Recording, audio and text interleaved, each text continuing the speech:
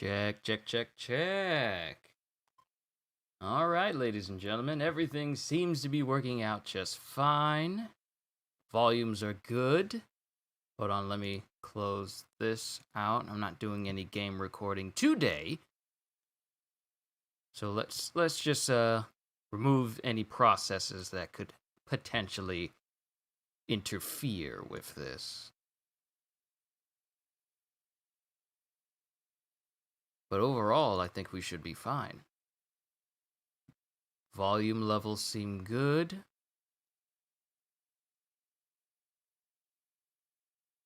Okay. All right. And it's kind of fluctuating outside just a little bit as far as the natural lighting goes. But I think we're good. All right. Okay. Yo, peoples. Kyuchu92 here. And welcome back to another Voices Live session. I know in the last voice acting session we did a whole bunch of villain lines where I did like a whole bunch of voices for like wow, Slade first. Wow, I couldn't even remember the first one that I did. Slade. We did voices for Nightmare from Soul Calibur. We did a whole bunch of different voices and even made up some voices that you guys wanted to hear for characters that we haven't really heard voices for in any type of media. So today, I'm not setting a specific parameter as far as my voice acting goes, but it will be a stream where I just see what my limits are and which levels work best for me as far as, different voices goes. Because, I do One Piece voice acting and My Hero Academia. Now, mind you, I'm not an official voice actor. I don't do an actual voices for the anime itself. I just do the voices for the characters when I'm reading the chapters that I do every Sunday or whenever we are not on break. And that includes solo leveling as well. So I just do a whole bunch of voices for them. So I just want to see what my range is today and then just figure it out from here. So here's the thing. The thing about not setting a specific parameter of where you want what voices you want to do is narrowing down of what you want to start with. So I've been thinking a little bit of, and I got a sneeze coming on, and it wants to wait. It always likes to wait until after, like when I'm in the middle of a conversation before it actually does anything. So, oh well, there it is.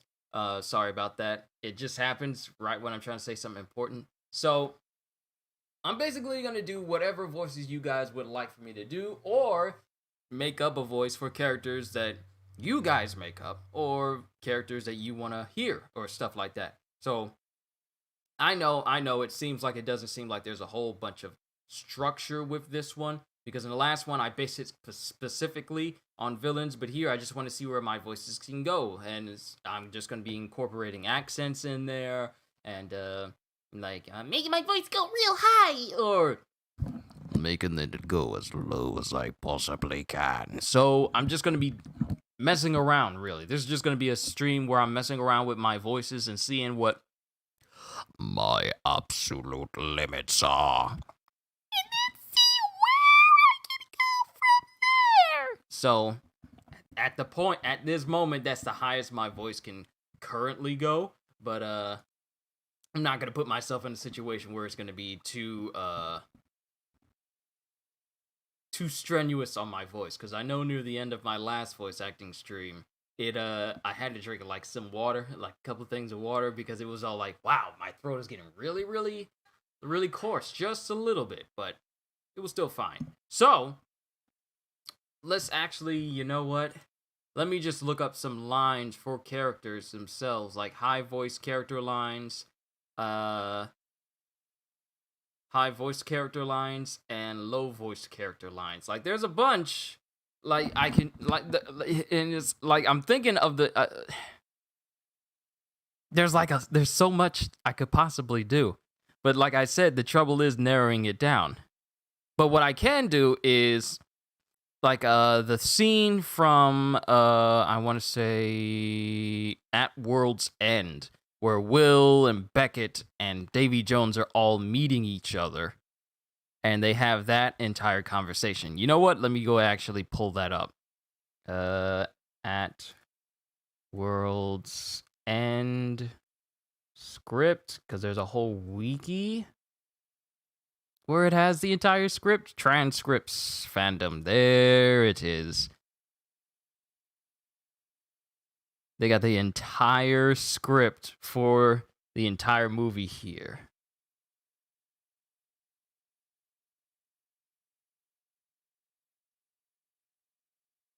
All right, let's see where Davy Jones comes in.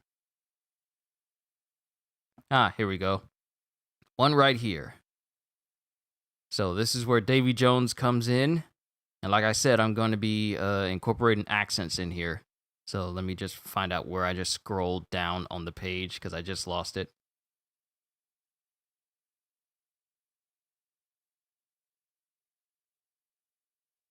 Okay, so here's where Davy Jones comes in. All right, they're seen going downstairs from the front of the boat. This is where they take Tia Dalma down into the Black Pearl. And then it cuts to Davy Jones, barging into Beckett's little office. And he begins by saying, "I cannot be summoned like some mongrel pup." And then Beckett says, "Apparently you can. I believe you know each other." And then Davy Jones comes in live and says, "Ha ha ha. Come to join my crew again, Master Turner." And then Will says, "Not yours. His. Jack Sparrow sends his regards." Sparrow? You've not told him? We rescued Jack from the locker along with the Black Pearl. What else have you not told me?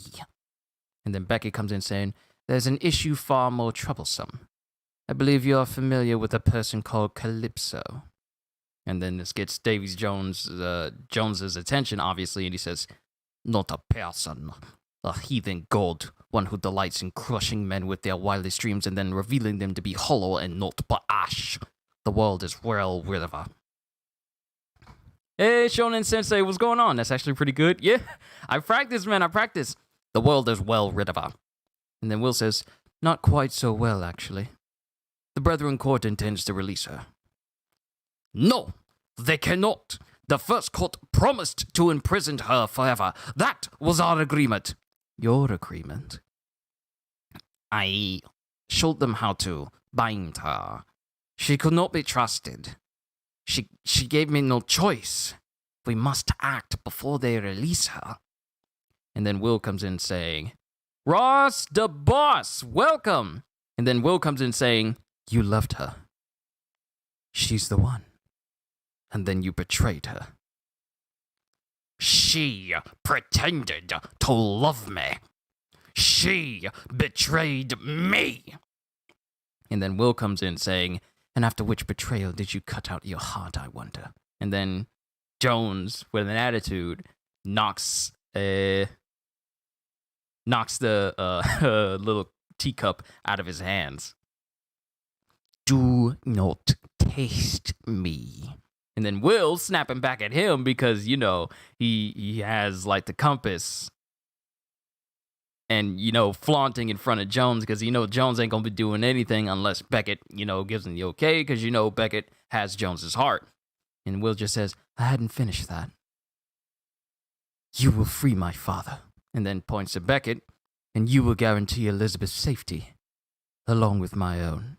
And then Beckett comes in saying, "Your terms are steep, Mr. Turner. We expect fair value in return." And then Jones comes in saying, "There is only one price I will accept. Calypso. Murdered." I feel like Bill Nye put a lot of emphasis when he says murdered. Like there was an actual extra syllable when he said that, but I guess that's the way he's doing that. Thanks for doing the My Hero Academia reading. No problem, Ross the boss. I started from the beginning, and I'm going to continue until I finish the entire series. So, you know me, I love reading through the series for you guys as well. It's absolute joy of mine. And then Then Will comes in saying, I love Pirates of the Caribbean, but please don't make any more Disney. Yeah. You heard about them trying to do like an all-female cast for Pirates of the Caribbean with no Jack Sparrow, even though Jack Sparrow is literally part of the reason why the majority of us watch the movies. But Will continues saying, Calypso is aboard the Black Pearl. Jack has sailed the Black Pearl to Shipwreck Cove. And Beckett says, and with you no longer aboard her, how do you propose to lead us there? And then Will just holds up Jack's compass saying, what is it you want most?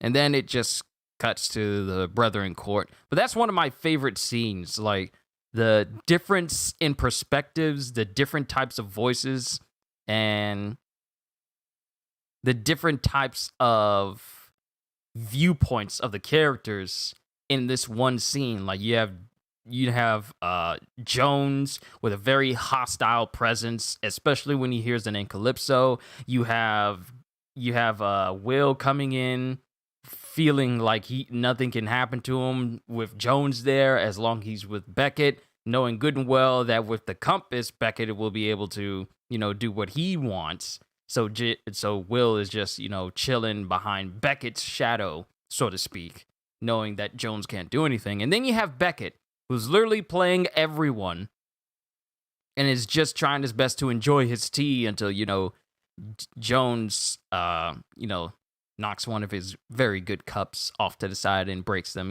He looks at him like, no, this fool did not just knock my teacup off onto the floor. Do you know how expensive that was? So I love this scene with Will, Davy Jones, and Beckett. Sorry, I blanked out with who was saying who.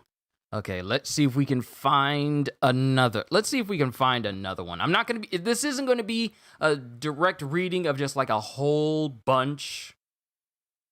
Could I do a scene from The Dark Knight Returns? You know what? Let's look it up since we're on the wiki where it has pretty much the entire script.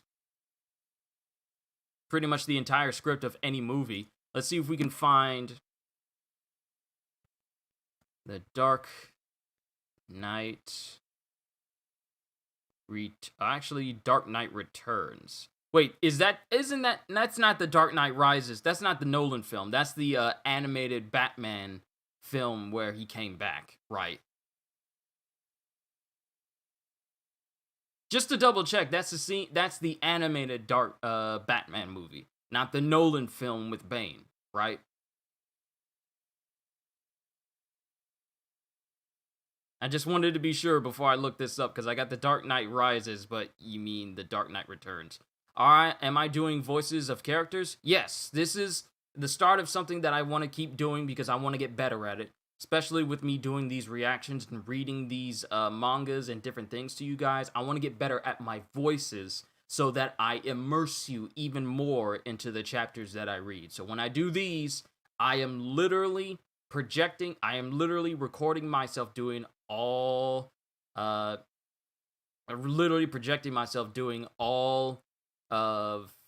the Nolan film with the Joker. Oh, so just The Dark Knight. Just The Dark Knight.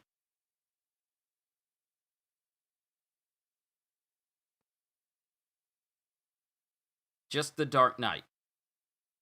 So I did the scene with the Joker. I did the scene with the Joker where he was introducing to the mob boss in my last Voices stream. I did that. Should do Minoru Mineta. Okay, so that's the voice that I feel like I need to really work on, especially for his lisp. Even because I don't want his lisp to be too thick. I don't want his lisp to be too thick when he's speaking or whenever I bring up his character in any of the chapters of My Hero Academia. But I just want to make sure that his lisp comes through and it doesn't obstruct his speech whenever I speak as his character, whenever he shows up in any future chapters. That's what I'm trying to do. But I'm not trying to make his lisp theme so thick that you can't even tell what he's saying. That's what I'm working on for Minoru Mineta. That's what I'm doing for his character.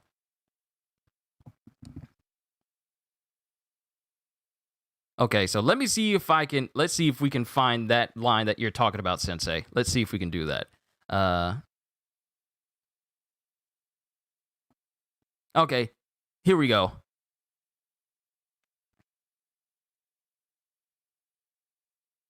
Let's start with where Gordon is speaking to the Joker, because this is where they apprehend him after the whole big thing. This is where Gordon brings in the Joker, and he let's see. Okay, so Joker is saying, it's like, "Evening, Commissioner." Police commissioner sits down, folds his hand, and sighs, and then Gordon says, "Harvey Dent never made it home." "Of course not. What have you done with him?" "Me? I was right here." "Who did you leave him with? Your people?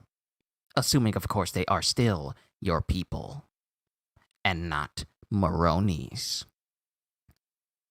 Does it depress you, Commissioner, to know just how alone you really are? Does it make you feel responsible for Harvey Dent's current predicament?" And then Gordon says, "Where is he? What's the time? What difference does that make?" "Well, depending on the time, he may be in one spot or several." And then Gordon gets up saying, "If we're going to play games," he undoes the clown's cuffs. "I'm going to need a cup of coffee." "Ah, the good cop, bad cop routine?" "Not exactly. You should make merchandise. This is not the first time that I've been told this." At the sound of a buzzer, the doors open. When it closes, the lights are turned on, showing Batman was standing behind the Joker the whole time. He grabs the clown's head against the table. As a vigilante walks around it, the Joker grunts. "Never start with the head. The victim gets all fuzzy. You can't feel the neck. He can't feel the necks." And then Batman slams his hand on the Joker's, and Joker's looks at it non-phased, saying, "See?" And then Batman sits across him, saying, "You wanted me. Here I am." And then Gordon starts to look on at his men. I'll do Suyu Asui after I'm done doing this monologue. "You wanted me. Here I am." Gordon joins his men standing outside the room. "I wanted to see what you'd do.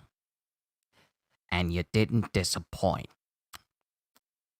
You let 5 people die. Then you let Den take your place. Even to a guy like me, that's cold." "Where's Den?" Those mob fools you want gone so they can... Those mob fools want you gone so you can get back so they can get back to the way things were. But I know the truth. There's no going back. You've changed things. Forever." "Then why do you want to kill me?"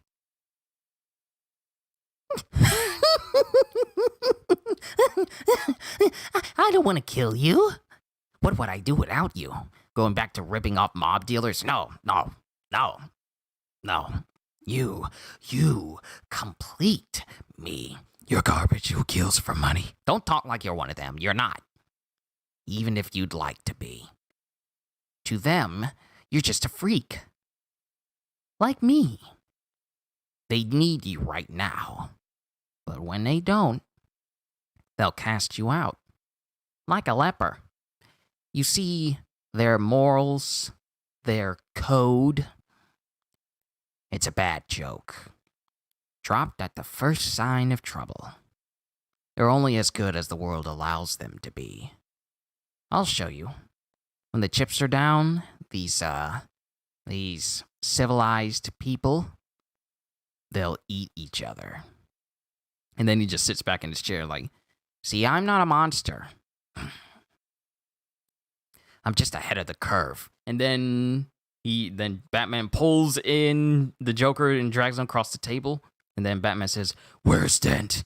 You have all these rules and you think they'll save you." And then he slams the Joker against the wall, and some of the cops seemed a little bit tense. But Gordon holds up his hand saying he's in control. And then Batman says, I have one rule. "Oh, and then that's the rule you're going to have to break to know the truth." "Which is, The only sensible way to live is without rules. And tonight you're gonna break your one rule. I'm considering it. There's only minutes left, so you'll have to play my game if you want to save one of them. Them. You know, for a while there, I thought you really were Dent. The way you threw yourself after her. And then the Joker starts laughing. And then Batman snaps and starts throwing him on the table. And then Gordon immediately sees what's about to happen because Batman is going towards the door to jam it shut so no one can get in. And then Joker sits up and cracks his back. And then Joker says, "Does Harvey know about you and his little bunny?" And then his head is slammed against the mirror. "Where are they?" Killing is making a choice. And then Batman punches him in the face. "Where are they?"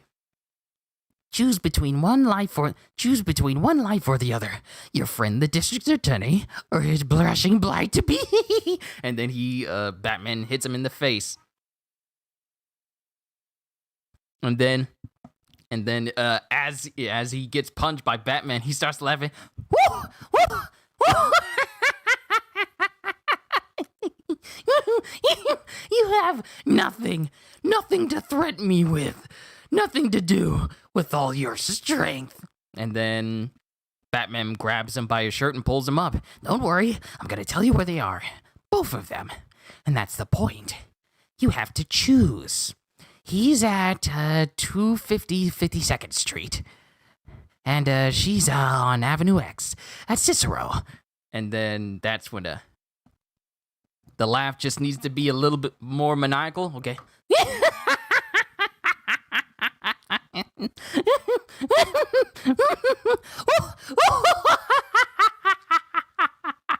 Sorry, my body gets into it when I'm really, really feeling it. But it's not Heath Ledger close.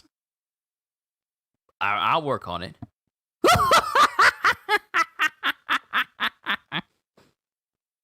But I'm trying to visualize the best way I can do the laugh. Like there needs to be like a trill sound to it, like that, like a shrillness to the voice, but also other than that, it's spot on. Yeah, I'll work on it. I'll work on a laugh. Perfect. Okay.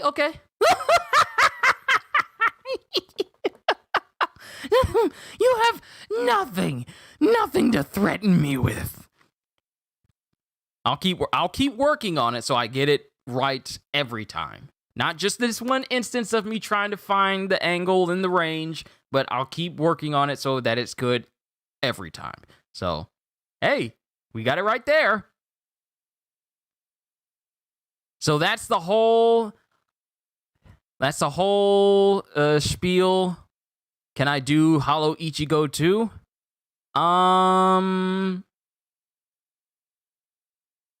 Like the voice effect? Now, do you mean like the voice effect of Hollow Ichigo? I might be able to. Like I can add like a warbling effect to my voice, possibly? But I'll have to see. I may have to work on that. We might have to work on it on today's stream today. All right, so let's find another Joker line, and then what about Suyu Asui? Ross, don't worry. I haven't forgotten her. I haven't forgotten the many times you have brought up her name, and don't worry. I will get to her. Just be patient. It's not like I haven't seen you say it the last 6 times. Don't worry, I got her. So let's find another Joker. Let's find another Joker line. The last line that Joker says.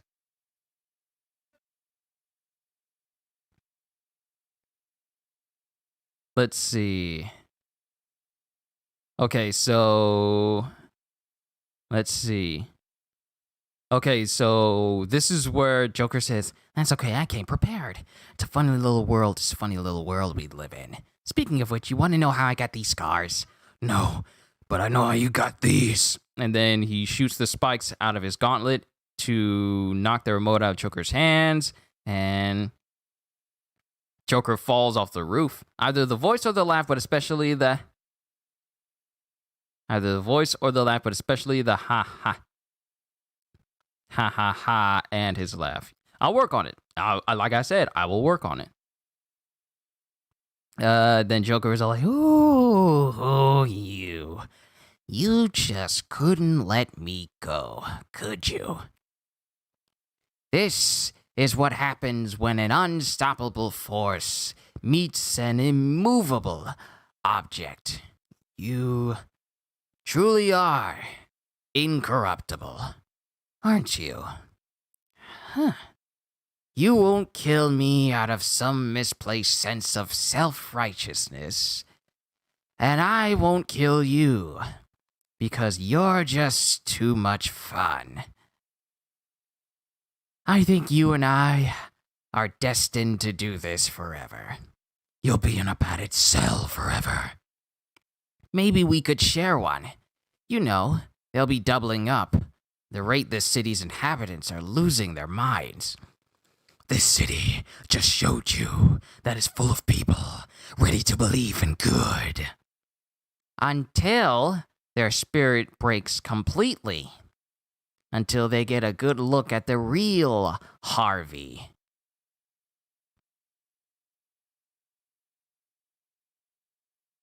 Oh, you mean Hollow Ichigo, not Ichigo when he's in his Vasto Lorde form. Or you mean Hollow Ichigo as the Hollow Ichigo inside of Ichigo's subconscious. Okay, that's what you meant.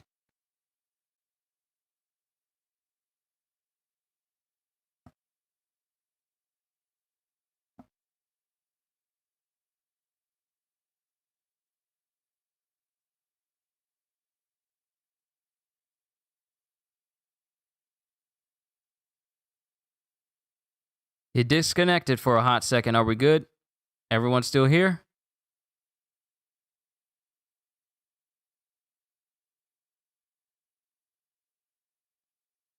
Are we good? The internet disconnected even though I got connected to a landline, so apologies for that. Yeah, we're good now. Okay. So let me just finish this line.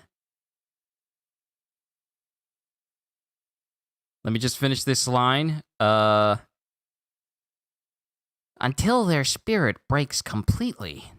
Until they get a good look at the real Harvey Dent. Huh?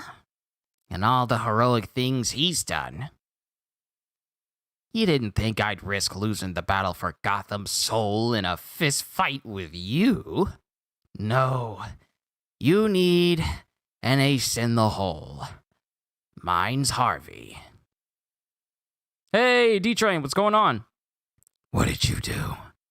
I took Gotham's White Knight, and I brought him down to our level.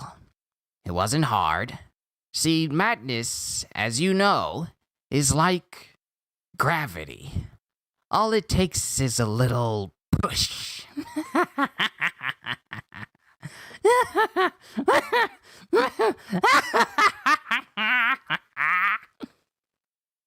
All right, that's it for the Joker.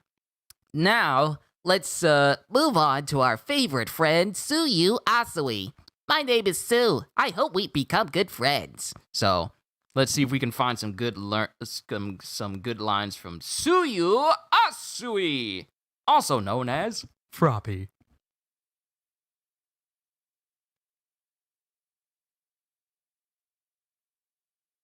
All right, so here's one of her lines where she says, "We're all still in shock over Bakugo's kidnapping, so we have to think about this calmly. It doesn't matter how righteous our feelings are. If we start another fight, if we break the law, then we're no better than the villains." Now, the thing about her voice is, it's not like she sounds like she's congested. Like, she doesn't sound like she's congested like this, because then it starts to get overdone just a little bit. But hers is like, I don't know how to describe Asui's voice. Her voice is, you know, once you hear it after a while, how do I describe her voice, actually? There's a specific name for the type of voice that she has. I'm just trying to think of what her voice is. Like, we have quotes right here. Well, like when she's talking to Himiko Toga, cut it out. Only people who are my friends can call me that. And, you know, she always says ribbit all the time. But her personality is straightforward and aloof. Omni Drips, welcome. We're just doing a bunch of voices, no specific parameters, just seeing how I can make them sound the best and figuring out my limits for, you know, doing voice acting and whatnot. Matter of fact, I forgot to do this. I actually forgot to put this on my Twitter page and actually, you know, hashtag it with voice acting, because there's always people looking for voice actors. And even though I'm not a professional, I still want to put my name out there. So let me just copy this stream and post it on Twitter. Real quick, let me do this. Because unfortunately, YouTube took the ability for it to automatically submit to Twitter like a year and a half ago for whatever reason. So now we got to manually put it in.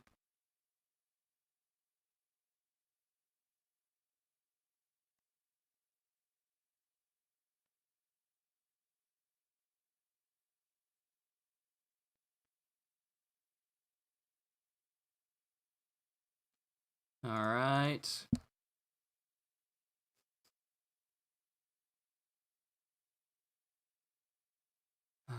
Okay.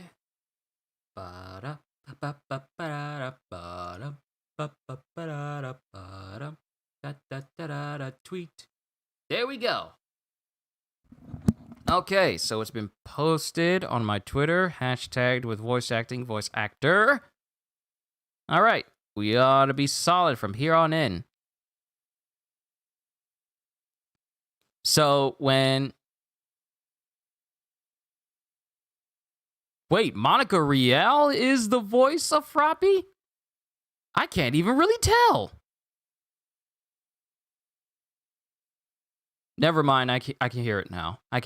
If Monica were to make her voice real squat like this, then Suyu Asui could make it sound like this just a little bit. We're all still in shock over Bakugo's kidnapping, so we have to think about this calmly. It doesn't matter how righteous our feelings are. If we start another fight, if we break the law, then we're no better than the villains. So I keep going over the lines over and over again, just to make sure that I get it right. But that's how her voice kind of is, just a little bit.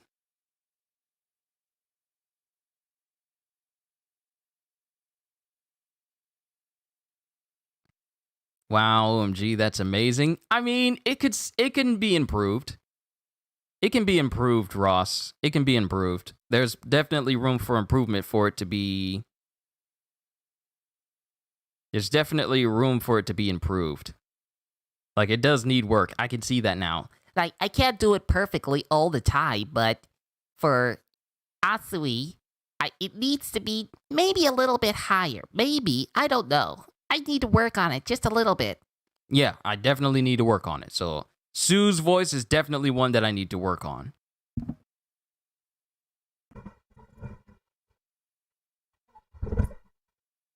But when I do this voice, it's when I fully embrace the voice of All for One.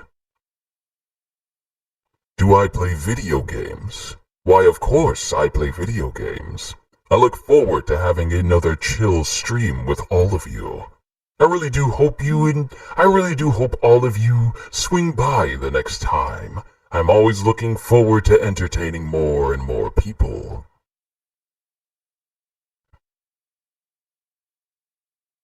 Now, let's see if we can find some lines from All for One himself.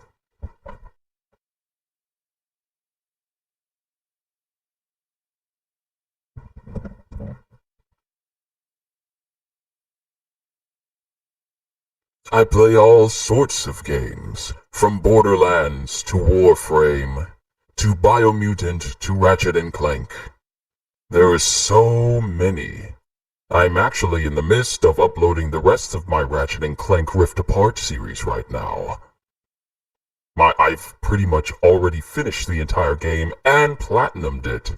It wasn't hard, but it was immensely entertaining. But I'll upload the rest of the videos before this week is over. Or at least leading into the next week. Alright, now we have lines for All for One. If it's freedom you desire, then submit to me, my brethren, and bear witness by my side. This impending void era will give rise to a more perfect demon lord. This will be the story of how I became the greatest demon lord of all. Let us scroll down to more of his magnificent lines. I know that boy will rise to the occasion. He was born twisted, so enjoy it while you can, All Might, this transient peace of yours. And then to Tomura about the League of Villains in Katsuki Bakugo. You failed again, Tomura, but you mustn't lose heart. There will be more chances to set things right. That's why I've brought along your little band. And the boy, because you determined that he is an important pawn. So go and try again. That's what I'm here to help you do. It's all for you. Then to Nana Shimura. Thank you truly for this amusing farce. Heart is power. And the more fiercely he embraces that source in his heart, the more my consciousness takes hold in our little symbiotic relationship. Never let that hatred die, Tomura. Why do they assume tomorrow will come for them? No, I won't grant them a moment's rest, because it's my turn now, and my turn will never end. So that's All for Ones, but now here's one that I kind of want to do, that I've been meaning to do for a while. I kind of wanted to do the voices of the Stern Ritter from Bleach, because mind you, remember, we're supposed to be getting the 1,000-year Blood War arc for Bleach when the anime comes back. And that means that we're going to be seeing a whole bunch of ridiculously powerful people coming in. DJ Hotcakes, welcome! Hope you enjoy yourself while we're here. We're doing more voices. Not a specific set of voices, just a whole bunch of voices overall. And I'm going to be doing the Stern Ritter next because there's so many different characters and so many different voices I gave to him, like Demasculine, my favorite luchador Stern Ritter. Oh, I cannot wait to do his voice again. It feels like so long since I last did Mas Demasculine. So let us look up the rest of the Stern Ritter from Bleach and see where these voices will take us. So let's look up Stern Ritter. And we'll go in order. Because I kind of wanted to do the voice of Baz B. And I know Osnote, his voice, I needed to improve his as well. So let me exit out of these tabs. And let's see who we're going to do first. So we have Uryu Ishida, but he's not technically a Stern Ritter. And we have Jugram Hashvalth. I did his voice before. Pernita, I did his voice. Asken Naklevar. The effect is still on.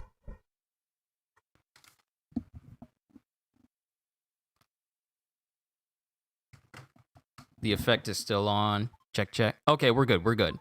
Sorry, it's just that I have an image on the button I press to change over to All for One, but it doesn't highlight it. So sometimes I forget that it's still on. It doesn't just automatically shut off. But we're going to be doing the Stern Ritter because I've been meaning to do a lot of their voices. So we have Asuka Naklavar, we have Osnote we need to work on. Oh, we have Suyu Asui here in the stream. Well, welcome. I did your voice just a little while ago. It wasn't my best, but there's still plenty of room for improvement. We have Baz B. We have Kang Do. We have Kilgi Opi. We have Pepe Wakabrada. We have Gerard Valkyrie. Let's see. We have Jerome Guizbat, Masque de Masculine. We have Gremi Thomu. We have, and that's with the Stern Readers, you can take a lot more liberties with the voices and put your own spin on it since there's no animated version. Now, mind you, there are Japanese voices for these characters already, but English dub, not even remotely close. All right, so we got a list of characters here. We got Oscar Naklavar, who is known as, well, let me just let this page load up. He's known as the letter D with the designation D, the death dealing. Now, he has like a little bit of a fabulous looking face, so personality as eccentric and unpredictable. So at times offering levity to otherwise serious situations. Have I done Bakugo yet? I have not done Bakugo's voice, but I can if you want me to. It's not really that hard. I just gotta make my voice sound as gruff as possible and still make sure that I'm intimidating to everyone around me. I'm the best at UA, and don't let anyone forget. Why are you staring at me like that, Deku? Did anyone ask you of your opinion? If you want to fight me right now, let's go. So, that's kind of a made-up Bakugo voice I have for him a little bit. It's been a minute since I've actually read out of Bakugo line in the series with all these chapters that have been coming out. So, he's very sarcastic, pointing out how Bazby says he is calm despite preparing to attack Jugurm Hashvalv. He's also quite arrogant, tries to trick his opponent. So he has a little bit of a trickster tone. So he would sound, I would like to think that his mannerisms would be sort of, his speech would kind of be reminiscent of a mixture between maybe Shunsui, but also a little bit of levity compared to Kisuke Unohana, Kisuke, a little bit. Angry Pomeranian. If Bakugo was a dog, he'd be the angriest Pomeranian you've ever seen. All right, so let's go down to the bottom with his lines, and let's see if we can figure some out. And they have a lot of lines. So let's see if we can figure out. Let's see if we can figure out some good lines for Askin Naklavar. I would advise you both to let this matter lie. There is nothing pleasant about such petty fighting. For you in particular, it would be nothing but a poison. Would you not agree, future Emperor? And then to the members of the SRDI, weren't you listening to my explanation? I would have thought a place called the Research and Development Institute would be home to a little more intelligence. I didn't need to get inside at all. I've been in here from the very beginning. And then to Mayuri Kurotsuchi, nope, not good. Dealing with you is just going to take way too much time. I better not bother. I mean, if I was going to make you die, I'd reckon I'd have to try out way too many different tactics. Sorry, but I'm just awful with that kind of finicky stuff. I like to get things over with in a flash, you know? Then to Pepe, regarding Gremi Thomu, society always looks down on those people who spend all their time dreaming and don't actually achieve anything. But then you look at a guy who can achieve anything he likes just by dreaming, and you think, hey, maybe it's not such a bad thing that most dreams don't come true. And then to Oetsu Nimaya, the reason His Majesty took me in was quite simple. It's because I just wouldn't die. A bit of a pathetic ability, right? I hate it myself. Just thinking about this ability of mine makes me feel so fatally irritated.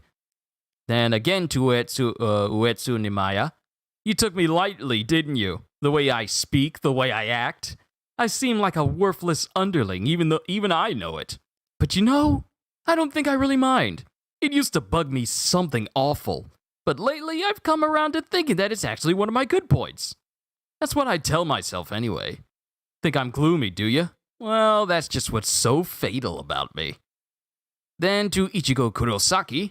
How about we quit talking about things in terms of winners and losers? I'm not good with that kind of thing. Then to Yoroichi. Haven't you ever heard of a thing called delicacy? It's about defeating my enemies in my own style. My style of fighting is to rely entirely upon lethal doses. Walking up and strangling people sounds like a better job left to ladies like yourself and Bambi. And another one to Yoruichi. I won't deny that both you and Bambi are attractive, but a woman's worth isn't in her face, it's in her fashion sense.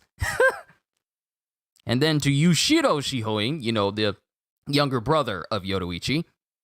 Oh, you're looking for a fight, little lady? Just to warn you, even if you're unarmed, I'll still use my bow.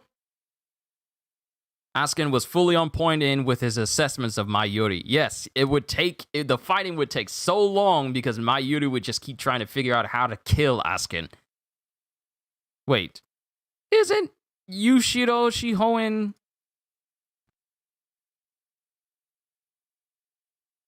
Yeah, it's a dude. Yeah, it was a dude. It's just that Askin got confused based on the looks of... Because Yushiro just looks like a younger version of Yoruichi. Okay, so here's him talking to Kisuke. Hold it!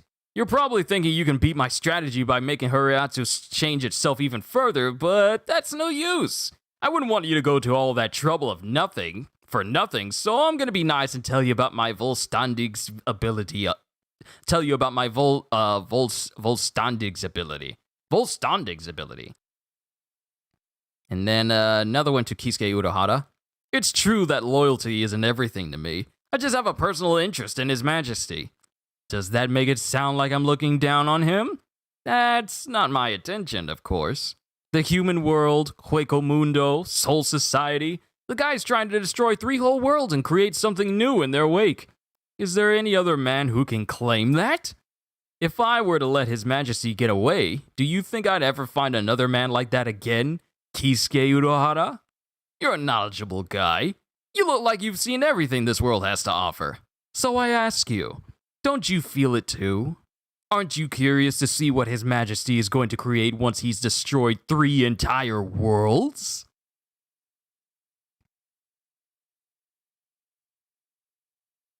And then to Kisuke Uruhara and Grimjow Jagajake while dying. I'd love to spare you out of respect, but even I can't do anything about this. Neither of you have the strength left to run, do you? I'm real sorry. Though I guess considering who I'm dealing with, you'll probably get out of here somehow, huh? Jeez, wouldn't want to make a fool of myself. So just this once, I won't call this a lethal situation. And those are the last words of Askin as he dies. Mayuri has counters on top of his Plan B. Plan B-J at least. Plans B through J. Yeah, pretty much.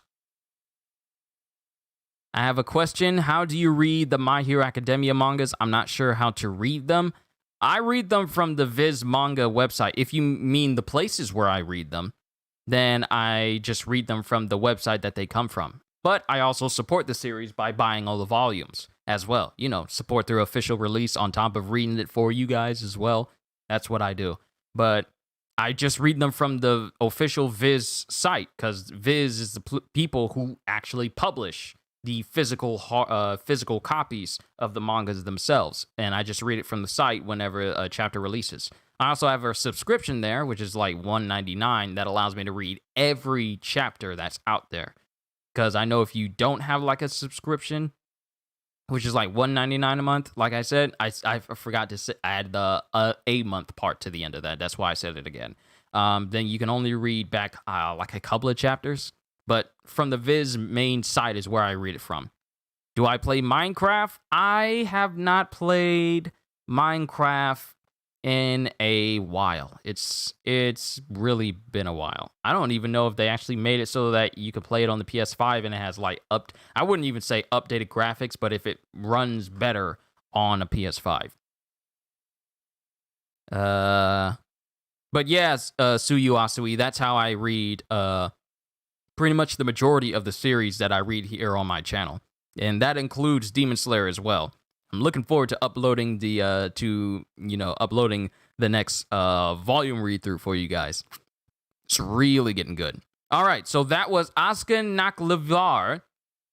Let us move on to Oznot. So I gave him like this type of voice the very first time I did a voice acting video that included him and a bunch of other stunt Ritter. But I feel like his voice needs to be. He's known as the designation F, the fear. So a personality believes irrational fear is a force which no one can overcome. Because of this, he has the utmost confidence in his special ability. So he's very, very, very confident in his own skills. Also takes delight in his ability to cause fear in foes and often laughs menacingly. Okay, so he has like a menacing laugh. During battle, he has a habit of going on long philosophical. Just call me Sue. Right. I completely forgot. Just call her Sue. I completely forgot about that. During battle, he has a habit of going on long philosophical tangents regarding the nature of fear, often while rolling his eyes and turning his head in a disconcerting manner. He has a twisted sense of humor, such as when he made light about his evisceration of Byakuya Kuchiki, even goes so far as to joke that Byakuya looked trim, as though he had been forced to have a new diet. Okay, so he's slightly sadistic, not above chastising his own allies, quite arrogant, declaring that the stolen Senbon Zakura was his own, and saying that he felt lonely without it. But he also he's sadistic in taking delight in his ability to cause fear in people and laughs maniacally. So let's see if we can find a good voice for him. I can't use this voice anymore. It just doesn't feel right. But maybe I add like a little bit of raspiness to the voice. And then see where it goes from there. Fear can be overcome through experience. Those who know battle often come to believe this. Fear that comes from reason is kind. It can be conquered through fear of will or through experience. It is possible to suppress such reasoned fear by severing it at its source. But true fear is without reason. It is without emotion. It is not an emotion, but an instinct. True fear occurs without reason, without bounds. It is like a swarm of insects crawling up the body. We cannot escape from our instincts. Now, mind you, I had his voice right here, projecting outwards. But being an individual that revels in the fear, I would feel his voice would most likely instill fear in the person he's talking to.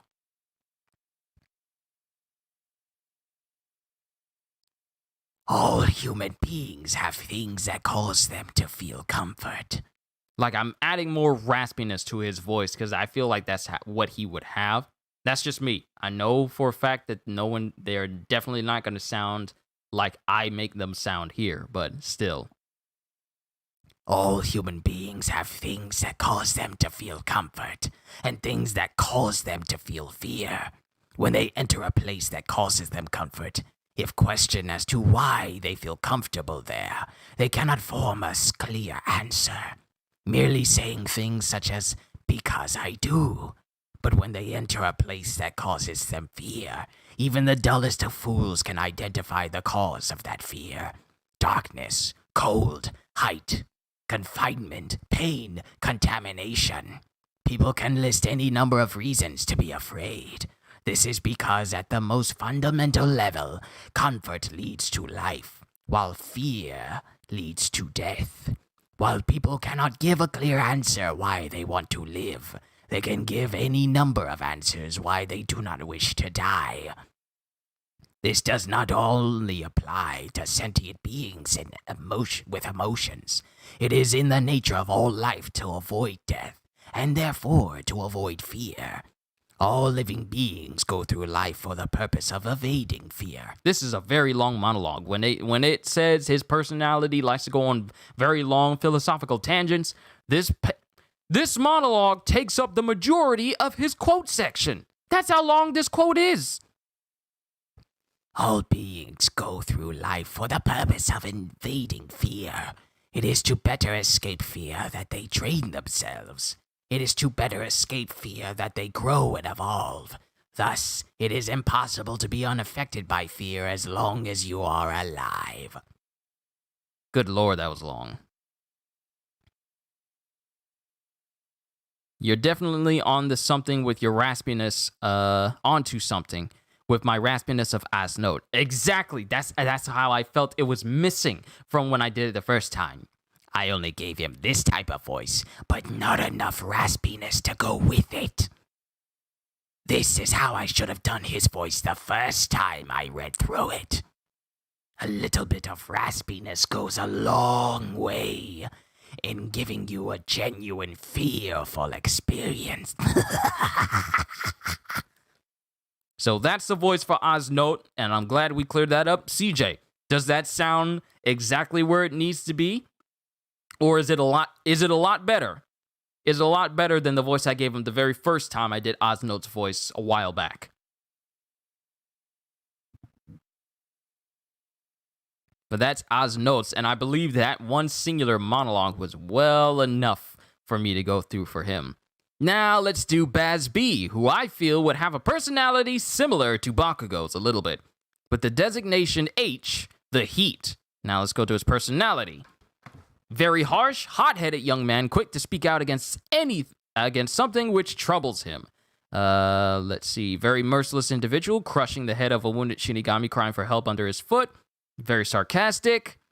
Utmost confidence in his flames. Bragging about being able to fend off Yamamoto's flames and claiming he could defeat Hitsugaya with a single finger.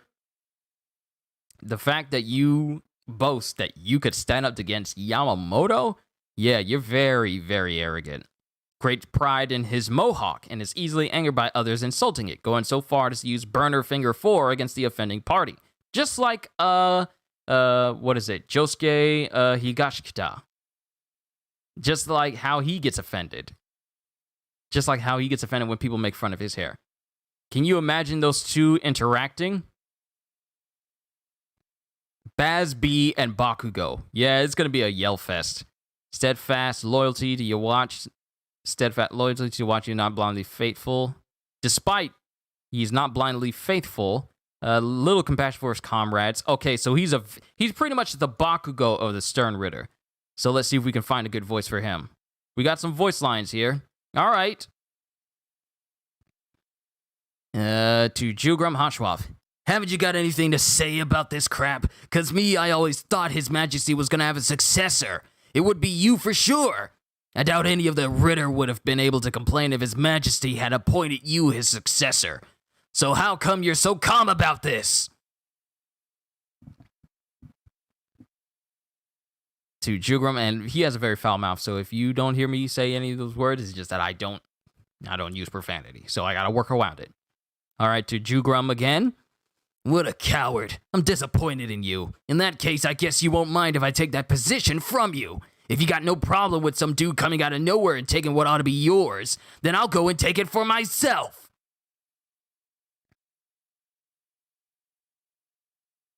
All right, to several unseated Shinigami. Don't let them through my behind. The invasion's already complete, you idiots. Sarite is gone. That's it. The end. Is there really any point worrying about whether we get through or not at this stage? All right, then he's talking to Hitsugaya.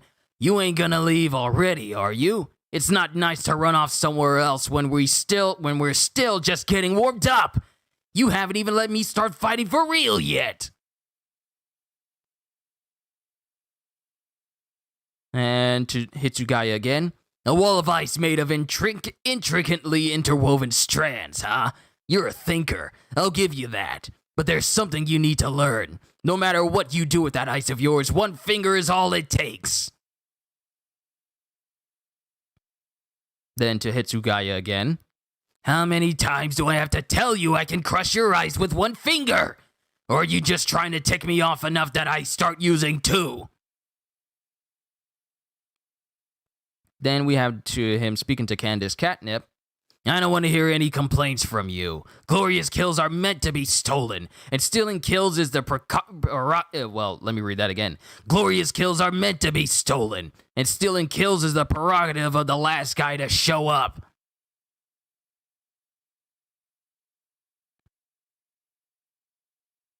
And then we have him talking to Renji, who I guess has insulted his mohawk.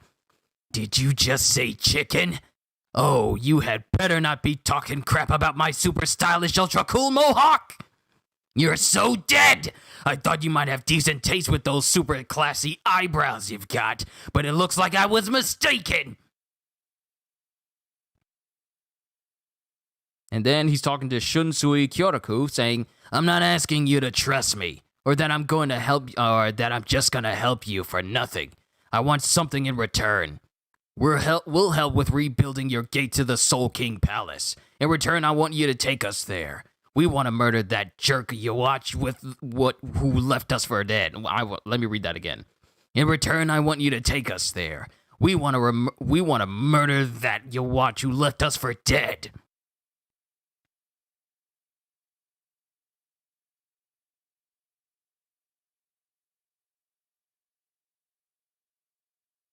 And then, I guess his last line is to Jugram Hashwaf saying, You beat me, Jugo. Darn it. Things never go quite how you expect, do they? I always thought I'd be more frustrated when you finally beat me.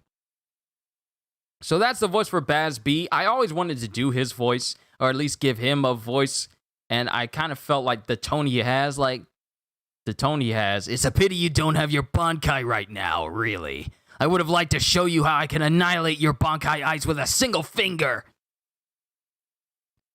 Josuke, Bakugo, and Baz B would be a humorous perfect storm. It'd be a storm, all right.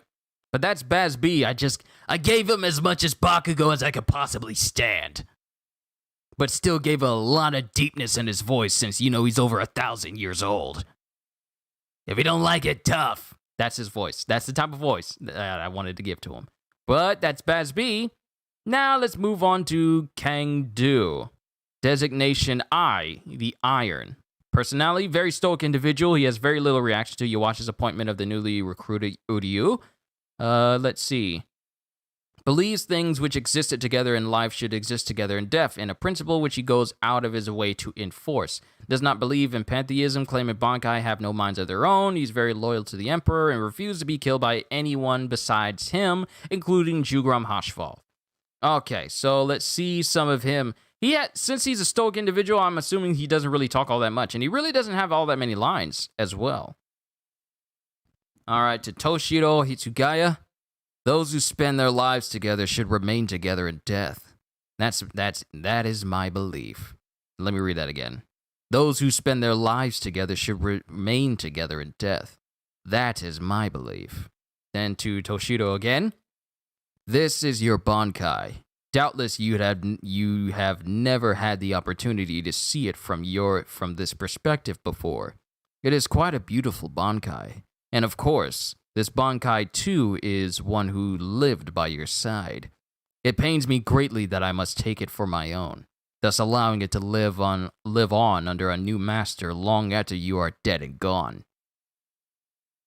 And then to Toshiro again, I'm not a believer in pantheism. And then to Jugram Hashval, he says, I will not be slain by any hand but His Majesty's. And that's it for Kang Do. He doesn't have that many lines, and he's not really expanded too far. I mean, he fights against Hitsugaya, but he doesn't really have too many lines for me to actually read. Then we have one of my favorite, because he has an accent, he's the German one, he's Kilgi Opi. And I gave him a little bit of a high voice when I did his voice in my Stern Ritter voiceovers video. But I think I may have found a good mix for him because he needs to have a deeper voice because I gave him this voice here. But I believe I should give him this voice here to sound even more intimidating than I made him sound before. So Gilgi Opi is the executive hunting captain of the 1st Jagadame of the Vanderwijk. He is also a member of the Sun Ritter with the designation J, the jail, and is known as Kilgi Opi of the jail. Strongly authoritative personality as shown through his command to the subjugated Arrancar who kneels in front of him. As noted by his subordinate, Kilgi often acts in a barbarous manner when individuals do not understand the true meaning of his words. He is also critical of the actions of his subordinates, namely when they took a long time to realize they have been attacked by Lolly and Menoli, and killing one of them for attempting to flee from battle. Despite his casual nature, Kilgi is shown as particularly unforgiving to those who show any signs of resistance. He is also highly arrogant, namely when he disparages Aizen's choice of underlings in the Espada. Now we move on to all of his voice lines. Creepy, you say? Is that what you think of this form of mine? That is the correct reaction, for in the eyes of any twisted and barbaric Shinigami, to face the ultimate enforcers of all that is holy and righteous must be an abhorrent and terrifying sight indeed. And then to Orihime and Chad, each time I witness my victims struggling in vain, the same thought occurs to me anew. Can the death of the weak truly be so wretched a sight? It pains me to watch. Hurry and die. Let me do that last line again. It kind of came out too early there. Can the death of the weak truly be so wretched a sight? It pains me to watch. Hurry and die. And then he has one at the top of his page. I don't know why I'm speaking this way. Oh wait, that was the one that I've already read before. Kilgi Opi tends to be one of my favorite voices to do for him, due to the German nature of the accent I give to him. I love it so. Okay, lighting is still good, because when the light shifts around, it tends to make things look very dark from time to time. So I just wanted to make sure you guys could see just fine, and that it wasn't getting too dark in my room here. But that's it for Kilgi Opi, with all of his lines. He has enhanced strength. Kilgi has shown to possess incredible strength, being able to stop one of Apache's blades using just one hand. Zijail, you're actually really good at this. Well, thank you. Thank you. I want to, because here's the thing. When I start doing accents, that's when I really start to put in the afterburners for voices a little bit. So let me, at least before we will remove ourselves from his page, let us read out his ability called Zijail. Zijail. Kilgi can fire Hoishi constructs capable of forcibly closing gateways between dimensions, as well as form Reishi cages to entrap his opponents. Once a person is trapped, their presence is sealed off from the outside. The Ryatsu cannot be detected, and while the person inside can hear people via a Denrei Shinki, wow, these words, they will mess me up. Denrei Shiki, the people on the other side are unable to hear them. The strength of these cages is such that not even a point-blank Bankai Enhanced Getsuga Tensho from Ichigo was able to break it, and they will continue to exist even if Kilgi dies. Hate this stream delay. Do I have Discord? I do, but I believe it's because I have it set. I believe I have the stream set to... Do I have it? What do I have it set to? I have it set to where I can make it so that chat can actually normal latency, low latency. Let me see. It won't let me look at the question mark between it, so I have it on normal latency. If I put it at low latency, I believe that's where it would have chat. I believe that's where it would have chat join in. Where whatever I say versus what you guys say would come up right next to each other. So that's something I need to work on, actually. So I'll make note of it for next time. Thank you for letting me know. These voice acting streams are not only a way for me to practice my voice acting a little bit, but also to make it so that these streams are a lot better for you guys. So next time, I'll try out the low latency and then see what ultra low latency is like. Because normal latency has that delay in there, where you would type something and then later down the line, like maybe 20 seconds later, that's when my response actually comes in. Because I see your chat come in immediately when you put that stuff down. Like CJ just said, yes, he has a Discord for this channel. It immediately just popped up right there. But my response to it won't be heard for you guys until a couple of seconds in real time on the string. So by the time you hear me say all of this, I will have moved on to my voice and spoken it out for you guys. That's just how it works. It's weird that way how it does that. But that was Kilgi Opi. Let's move on to Pepe Wakabrada. Pepe Wakabrada with the designation L for the love is a large brown-skinned man with dark fingernails and a long white beard that forms an upside-down V-shape. He is bald and wears a pair of dark sunglasses. Pepe is obese and wears pointed shoes. A white sleeveless shirt, golden armbands, a long white cape with the Wanderreich emblem on the back, and white pants. He usually transports himself on a floating beige basket. Let's see his personality. Holds great faith in the power and influence of love, believing it is responsible for all conflicts and allows one to overcome all obstacles in the pursuit of a goal. He believes his body is pure and makes everyone want to love him. Oh, so he's that type of dude. However, he cannot comprehend someone being unable to accept his love and is enraged when this occurs. He also has a sadistic side, laughing with glee at Jidanbo attacking the Shinigami Research and Development Institute. Alright, highly narcissistic and dishonest, using his love against his Quincy comrades to kill each other just for being loved. When he sees there are no beings unable to feel his love, he is offended. He also fears death. When Lil Toto Lampert came to him to kill him in revenge, he cowered and begged for forgiveness. Alright. So the way he is sitting on this basket is reminiscent of a person who probably looks like they, study Vishnu and Hinduism in a way. So maybe I give him that voice. Though I do not like his full standing, because then all of his clothes disappear, he looks like he has a diaper on, and he gets a big old beard that sticks out, and lots of wings that come out of his back. I do not like the look of this. I don't like the look of it. Okay, so this is the voice I am going to give to Pepe Wakabrada. You have one heart and you have one body, but one look in my eyes and your heart is split in two. When heart and body join as one, they're mine forevermore. Then to Lil Toto Lampert and Maninas McAllen. What are these names? Oh, please stop. I know you all love me clearly.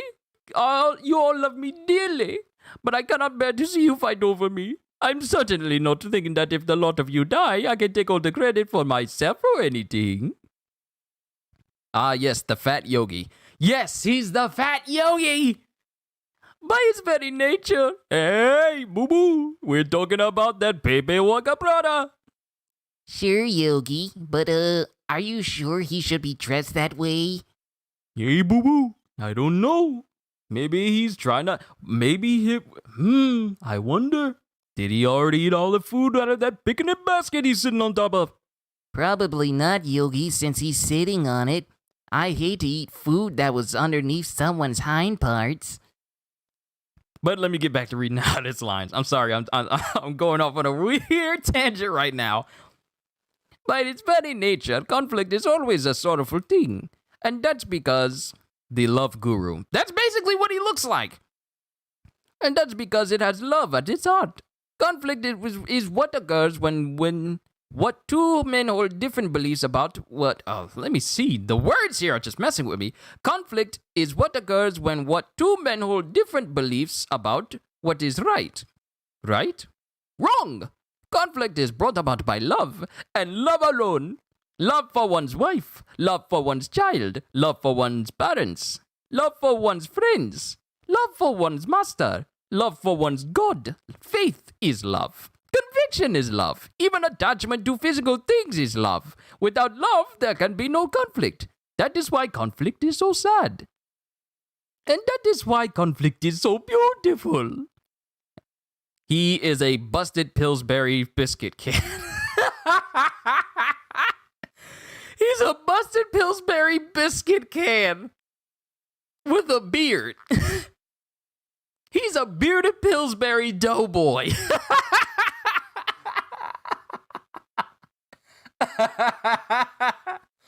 Oh, CJ, you gotta stop, man. You gotta stop.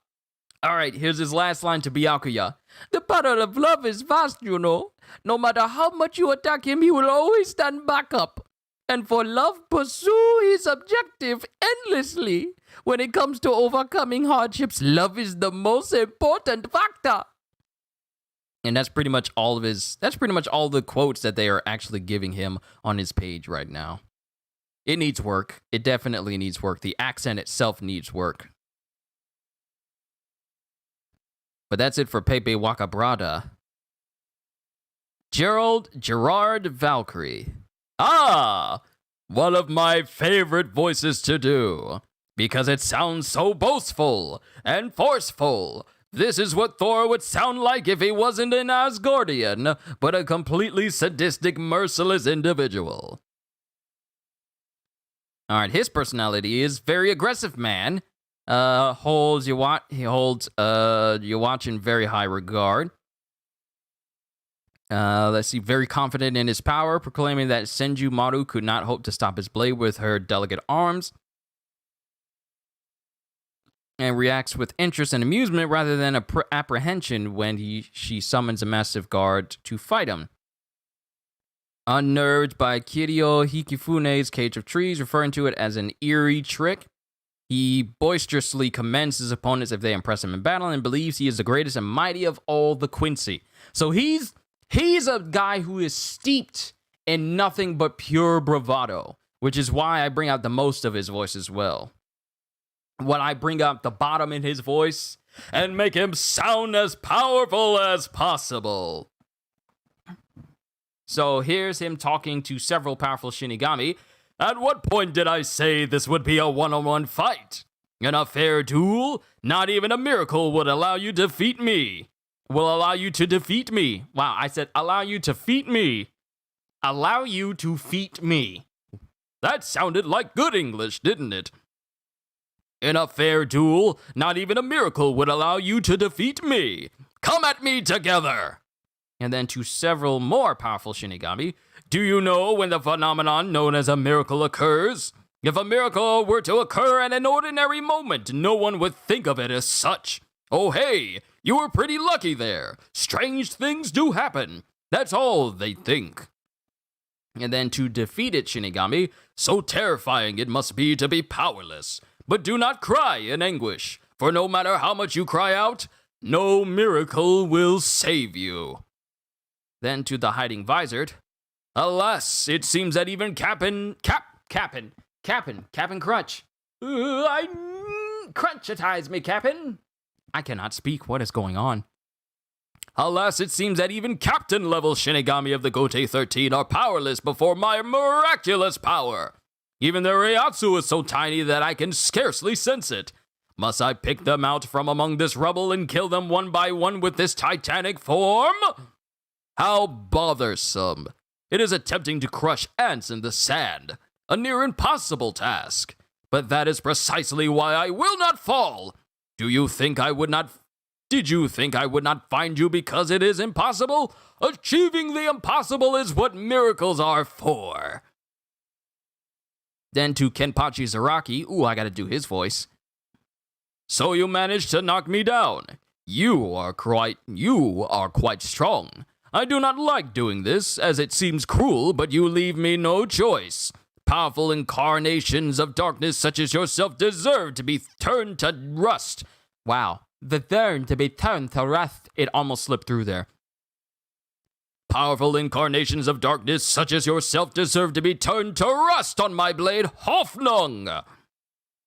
And then to Kenpachi again. My power is that of miracles. Miracles are the incarnation of the hearts of the people. My great and impenetrable body was enlarged to incredible size by the people's fear, and my blade, Hoffnung, is formed from the people's hope. So if it cracks, that can only mean despair. And then we have another one to Kenpachi. How indomitable! I admire your spirit. However, Mere spirit cannot compensate for the gap in our strength.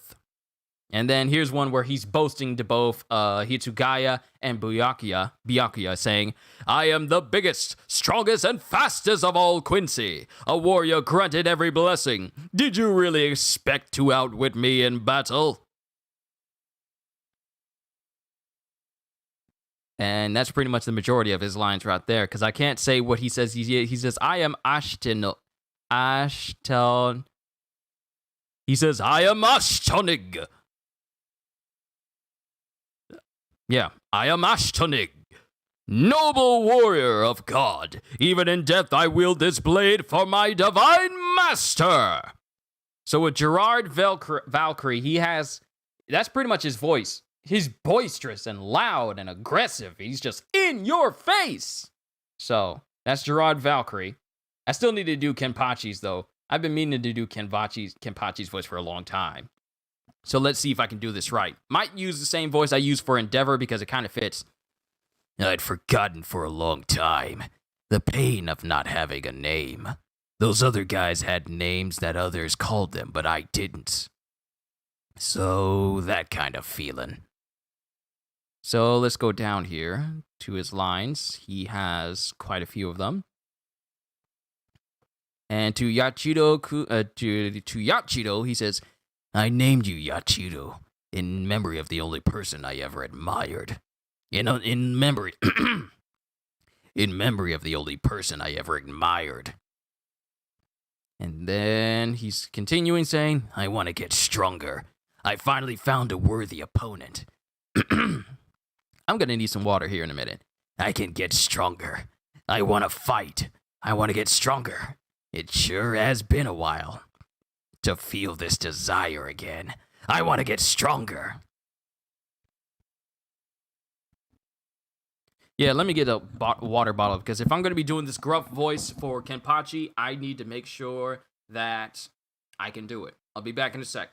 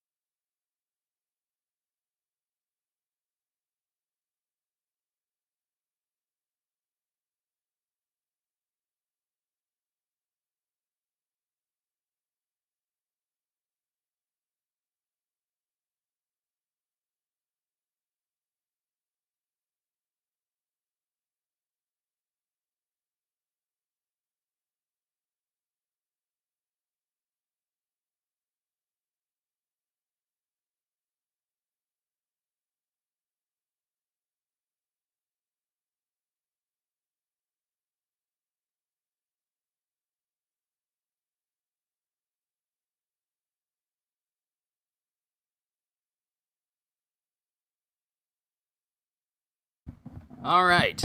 All right, we're good now. My voice can now reach those lower levels because now I'm not held back by a dry throat anymore. Let's do this. So, back to Kenpachi. Got a lot of lines here to Komamura, Tozen, Tetsuzaimon, and Shuhei. Well, actually, it's just to Komamura and Tozen. You're shameless to sneak around like that, guys.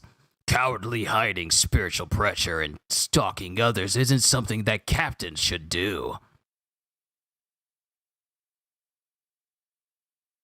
Then, speaking to all the combination of people that I just said, blah, blah, blah. You're noisy. Just come on and fight already. It's best if all four of you come together. If you four surround me and attack at once, maybe one of you will actually wound me.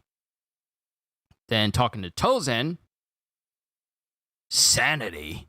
Worthless things like that. I never had them for as long as I could remember.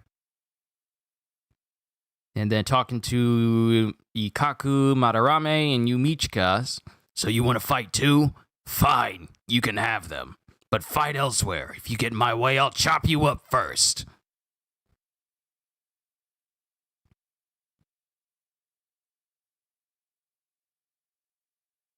And then here's another one with Gremi Thamu where he's fighting him and he's saying, "What's that face for? Did you imagine I wouldn't be able to cut you? Just so you know, there ain't a darn thing your little brain can come up with that I won't be able to slice through. I'm the Kenpachi."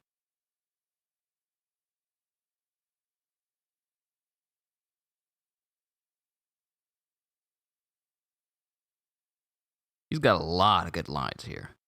But that's where I'll draw to close for Kenpachi because I want to keep going. Then we have one of my favorites, Master Masculine, with the designation S, the superstar. Let us go down to all of his lines down here at the beginning. Okay, well, if we go up here, let us look at his personality. He's a rather dull man. He has no idea that a Shinigami lieutenant could perform Bankai, believing only a captain was able to perform such a feat. He acts like a luchador and has an attendant following him around with a wrestler's belt to declare when a match is over. He also strikes macho poses to proclaim his victory and wishes he had a live audience to witness his victory. Can react unhesitantly to the situations at hand, piercing his own eardrums without hesitation to counter the ability of Rose Bankai Kinshara Butodan. Cares very much about his friends and fans and shows enormous rage when they are attacked because they were supporting him.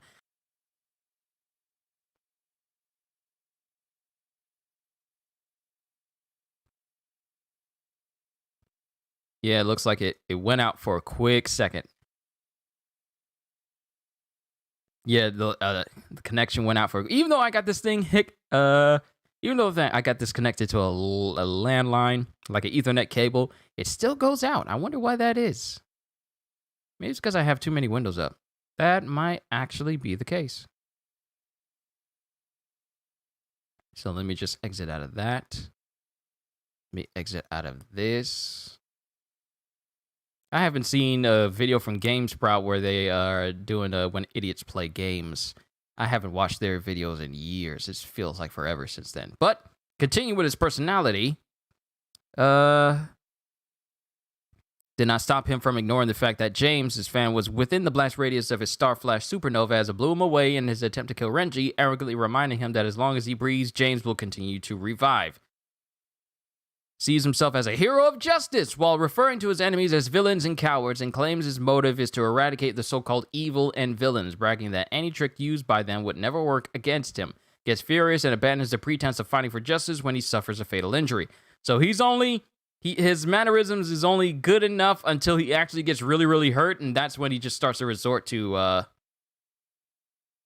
that's when he gets real foul and starts getting real mean. So he's speaking to James here where he says, "Even victory feels a little empty when there's no audience around to watch, James? The cheers of my fans are all the strength I need." I wanted to give him like a little bit of a Hispanic accent, and actually had some friends, one of which is Hispanic, and he's also the drummer at our church. And I actually asked him, "Does this sound authentic?"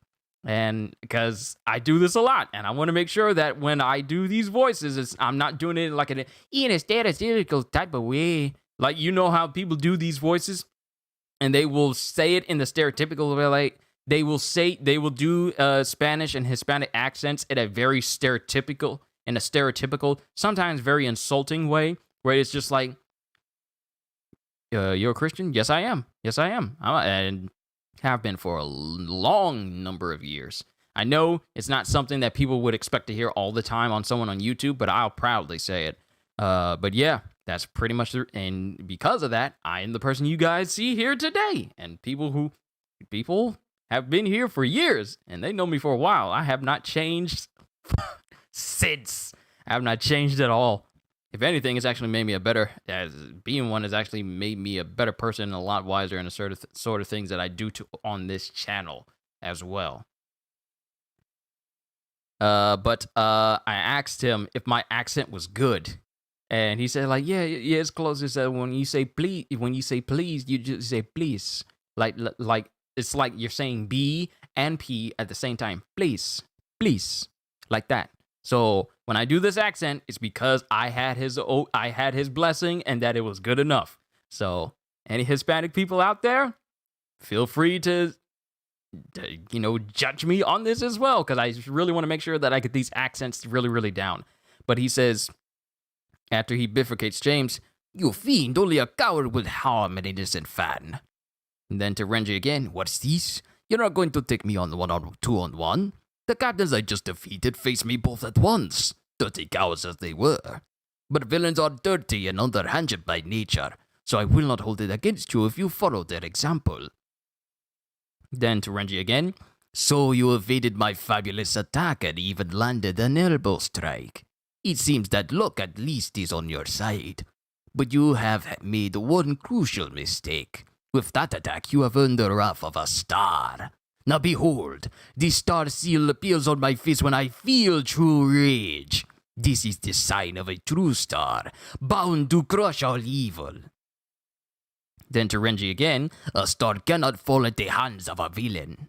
To Renji again, "You are the villain who I sent flying before my star drop kick, are you not? A superstar cannot afford to remember every last villain he defeats, so I had forgotten until this moment."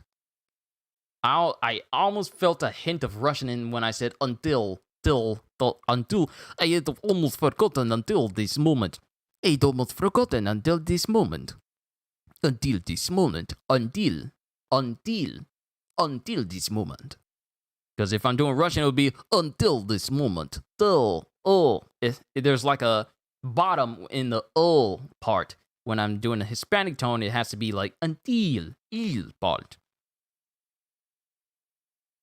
Let me see, where did I just read that from? A superstar cannot afford to remember every last villain he defeats, so I had forgotten until this moment. There we go. I need to make sure I get those enunciations and inflections right, depending on the accents that I do. This is me practicing, you guys. I told you I was going to fine-tune it, so that way I can bring my absolute best when I read whenever I read something for you guys. "Before this superstar with the splendor of a god, you will turn to dust and die without ever touching the ground." And then to the dying James, "Don't worry not, James.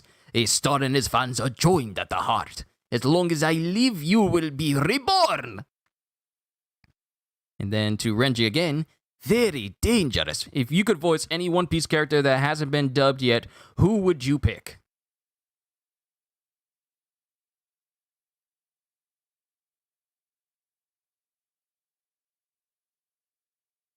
Well, dang. That's a hard pick.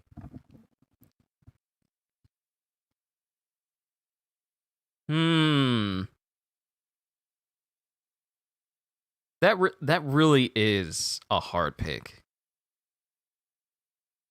I would say Scratchman, but I kind of don't want to.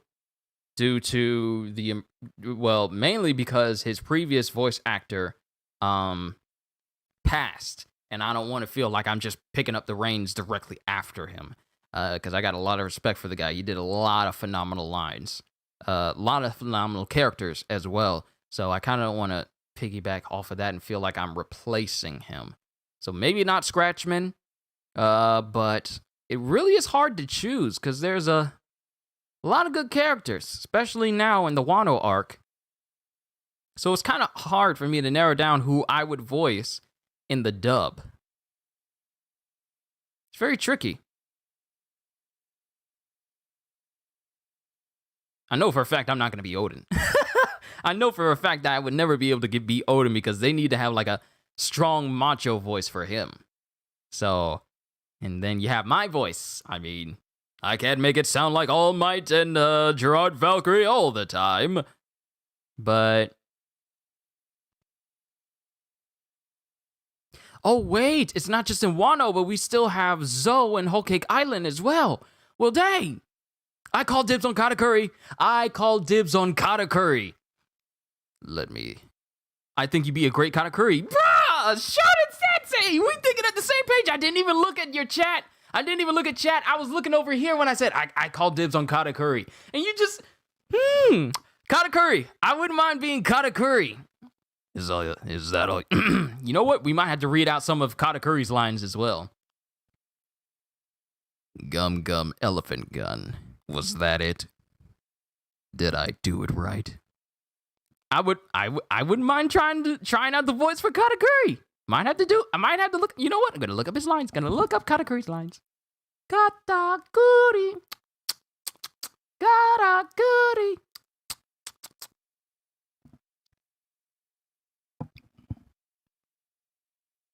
All right, let's see. Personality.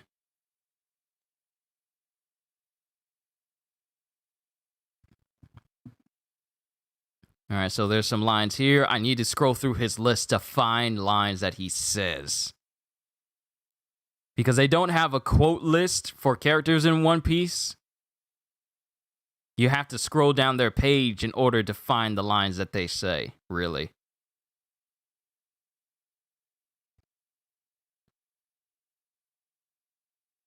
All right, let's go back to Master Masculine. And read out the last line that he had. Very dangerous villain. That Bankai is dangerous. To think he could block the greatest attack in this star's arsenal.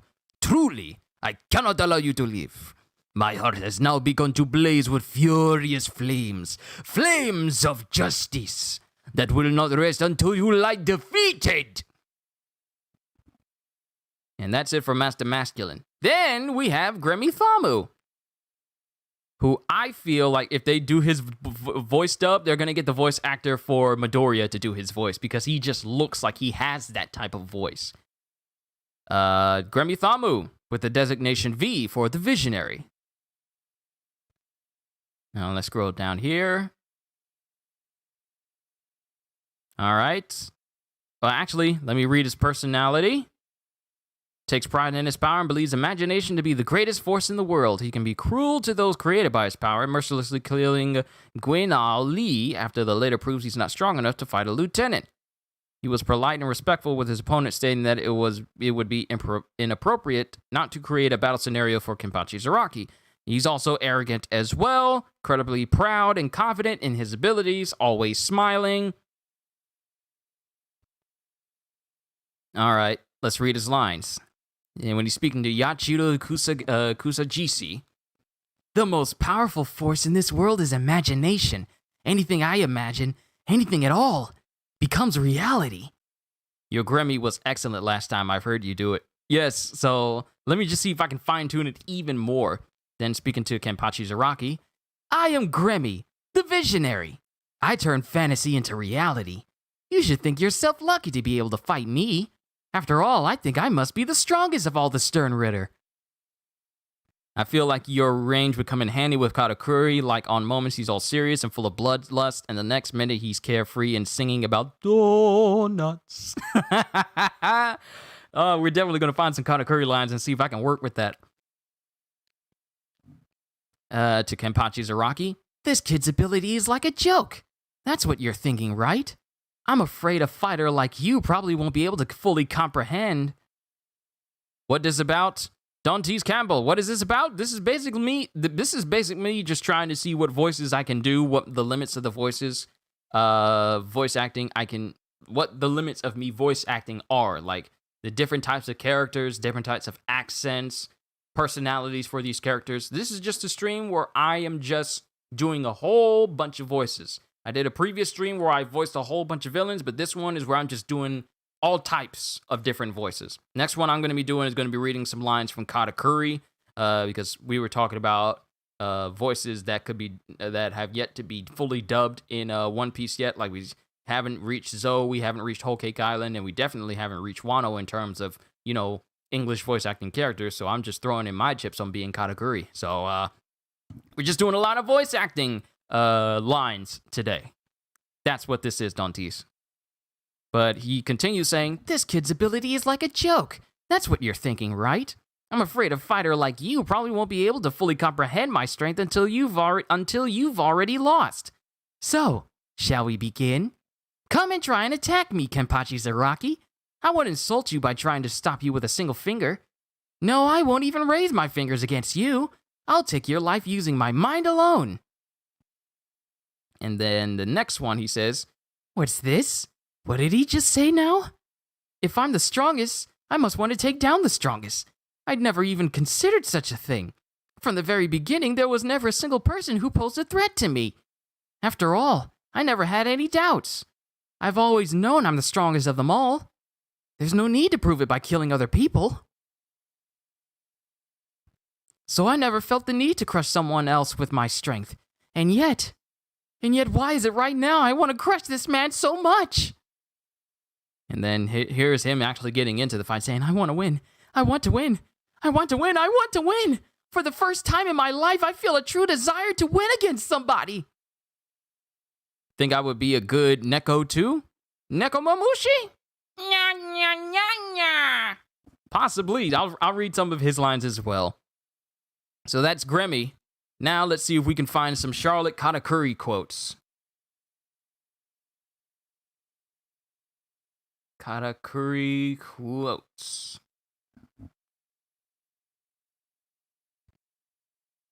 Okay, let's see.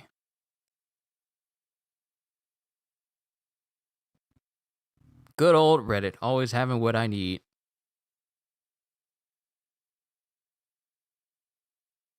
And you're gonna make me want to look at a video before I can even read that out. Thank you. I just need the actual quotes, please. If not, I'll just read it from his regular wiki page. And it's not showing up. All right. So going up top here. Like I'm going down his wiki page. I can only read out the quotes that they actually give me. So here, Katakuri displaying his anger towards his little sister, Charlotte Flampe, for interfering in his fight with Luffy.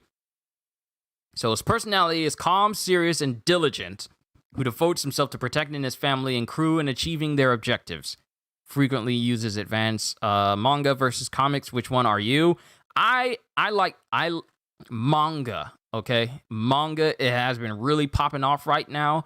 And the thing is, comics have been so askew with what they're trying to make. Like, there's some really good ones out right now, like Immortal Hulk and Venom's King in Black series. Like, those are some really good examples. Other good example is, I want to say, the series where they had the competition of who the Phoenix was going to choose next as well. Also, The Bat Who Laughs, that's a good series as well. But when it comes to manga, it's like you got My Hero Academia, you have One Piece, you have Solo Leveling, which is a Korean manhwa, but still counts. You have One Punch Man, you have Dragon Ball Super. So manga is steadily rising, if not already surpassing comics in terms of popularity right now. Because you can see there's a lot of drama when it comes to people saying, with people talking about manga in comparison to comics. Like, people are really starting to steer towards manga a lot more than they have in recent years. So manga, for me personally, I could read manga all day. Like, sure, there's comics here and there, but manga, I literally have a summer's vacation's worth of volumes I can read right now. Not to mention other manga that I can read thanks to, being able to look at it through Viz. So manga for me, that's the side that I'm on. Manga. Sorry if I went off on a whole long tangent when I could have just said manga for you. That was my too long didn't read version. Manga for me. But let's see his personality. When it comes to judging his opponent's powers, neither boastful nor meek, and so will bluntly point out when an opponent is clearly inferior to them. So he's not the boastful type, which is good, which means that I can keep his voice angle steady through the whole thing until it comes up to a certain point. But this is when Katakuri displaying his anger towards his little sister Frampe, where he says, "Don't you dare give unwanted support in a duel between men. If you're going to laugh at that idiot, then laugh at me too." And then we have another one where he's acknowledging Luffy as his equal in their fight, saying, "I no longer think that you're below my level." And it's a real shame that the wiki pages don't actually give us more quotes that I can go off of. Like, I would have to look up videos where Katakuri is speaking in order for me to read out his lines, but they don't exactly give me too much to work with when it comes to his wiki page. Like, other places would have quotes, but the One Piece wiki does not have the quotes of these characters. At least not all of them, down in one section. So I'm going to try and find someone. Let me at least try to find the one where he's eating donuts. Let me just read those quotes out. All right, Katakuri's face and his donuts song. So let me pull this up and read it as he speaks. So the chefs are there as Luffy crashes his little building he's in. And there he is, laying down, preparing to eat donuts.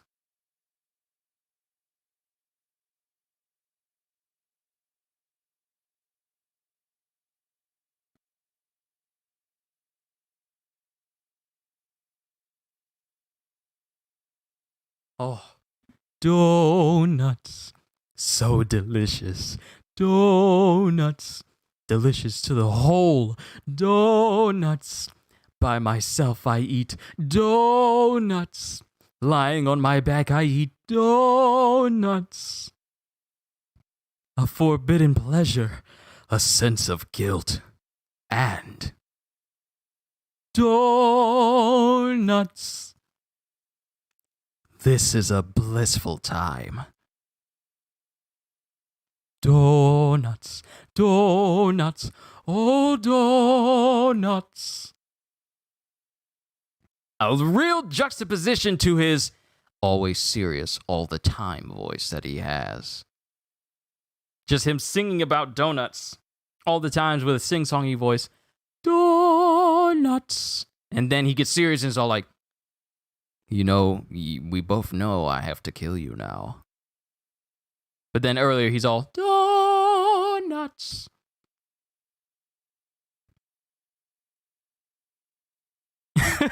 Me just sitting here listening to you. You got silent. Next minute, I hear someone singing. Hear someone singing donuts. Oh, I love my job. I love my job doing this. I love this so much. Just the interaction of it all.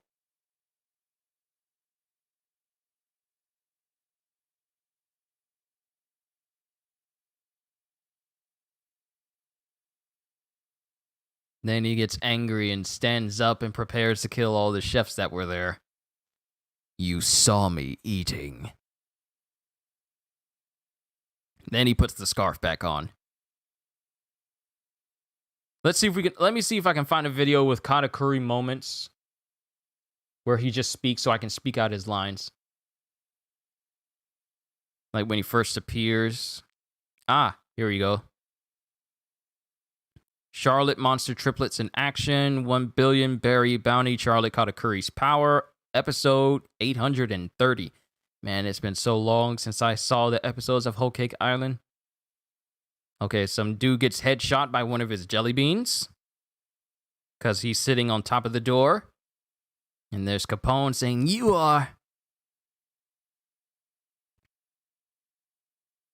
One of the 3 sweet generals, Big Mom Pirates, second son of Charlotte, 1,057 million berries. Charlotte Katakuri. And I'm looking at it. "Why did you shoot him?" Capone says. And then he says, "This is what he was going to say. What do you think Big Mom sent me afterwards? It was my hospitalized father's head. I'm here today to get revenge. Open the gate." bang, he shot. 2 of your men would have been shot. Is it wrong for me to throw a jelly bean at him before that happens? Luke Beige, tell Mama that it was my call. He has trained his hockey of color of observation so much that, and now he can see slightly into the future. His bounty is over 1 billion. He's a monster. No, 100 raiders are coming. What? Says Capone. What? 100 raiders are coming. Organ Dealing Assassins Group. Your job is done, guys. Then we have Daifuku and Oven coming in right behind him. 4th son of Charlotte, Minister of... What was that? Minister of Baking. Daifuku, Minister of Beans, 3rd son of Charlotte. Are you Big Mom's sons? Your organs will fetch high prices! Oven gets wrapped in chains. They're telling rip the organs out, and then he says, "Do you think you caught me like this?" And he burns off the chains with his superheated body. And punches them with a superheated punch. They're too strong! And then Daifuku says, "You can't escape." And causes his genie to pop out. Ugh, what the...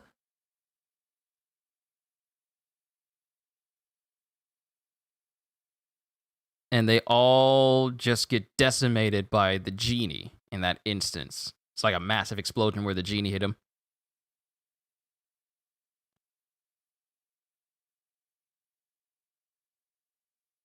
And everyone is defeated, laying right there in front of Daifuku, Katakuri, and Oven. Let's see if we can find some more lines. Know your place, losers.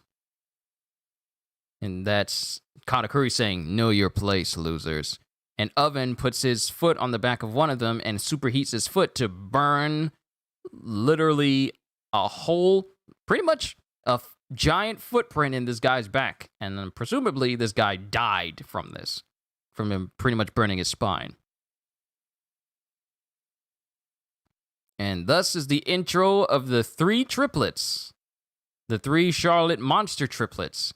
This is the monster trio of the Charlotte family. Scary when you think about it.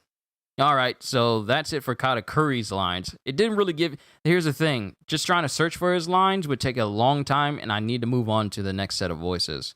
It's unfortunate that we don't have like a whole quote page for Katakuri, but them's the breaks.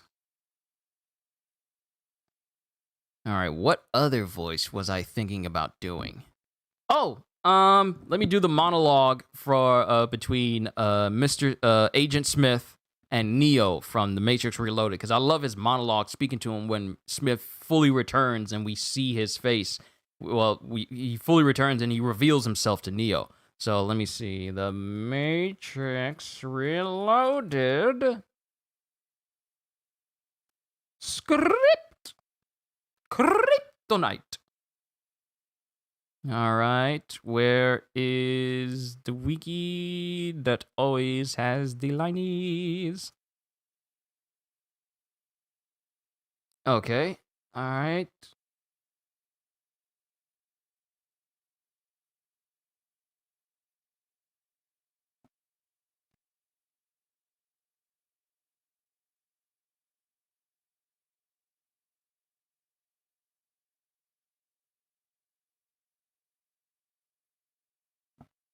Okay, here we go. Here's a whole monologue right here. Mr. Anderson, did you get my package? And then Neo says, yeah. Well, good. And Morpheus comes in saying, Smith. And then Link says, whoever it is, he's not reading like an agent. Surprised to see me? No. Then you're aware of it. Of what? Our connection. I don't fully understand how it happened. Perhaps some part of you imprinted onto me, something overwritten or copied. That is at this point irrelevant. What matters is whatever happened, happened for a reason. And what reason is that? I killed you, Mr. Anderson. I watched you die. With a certain satisfaction, I might add. And then something happened. Something that I knew was impossible, but it happened anyway. You destroyed me, Mr. Anderson. I bit my tongue there. Let me read that again. You destroyed me, Mr. Anderson. Afterward, I knew the rules. I understand what I was supposed to do, but I didn't. I couldn't. I was compelled to stay, compelled to disobey. And now here I stand because of you, Mr. Anderson. Because of you, I'm no longer an agent of the system. Because of you, I've changed. I'm unplugged. A new man, so to speak. Like you, apparently free. Congratulations. Thank you. But, as you well know, appearances can be deceiving, which brings me back to the reason why we're here. We're not here because we're free. We're here because we're not free. There's no escaping reason, no denying purpose, because as we both know, without purpose, we would not exist. It is purpose that created us. Purpose that connects us. Purpose that pulls us, that guides us, that drives us. It is purpose that defines. Purpose that binds us. We're here because of you, Mr. Anderson. We're here to take from you what you tried to take from us. And then he, thrusts his hand in Neo, trying to assimilate him. Purpose. Then Trini says, "What's happening to him?" "I don't know." "Yes, that's it. It'll be over soon." And that's just the monologue that I always liked between the entire series of The Matrix. Just the monologue between him and Neo, and then the big burly brawl. I know people like to gripe on that whole scene just because of the CGI that they used in it, but it's still, I'm gonna be honest, it looks all right even today. It looks all right to me. Oh no, I don't need a PDF of the first Matrix. I kind of want to read out the monologue of Smith when he's talking to Morpheus.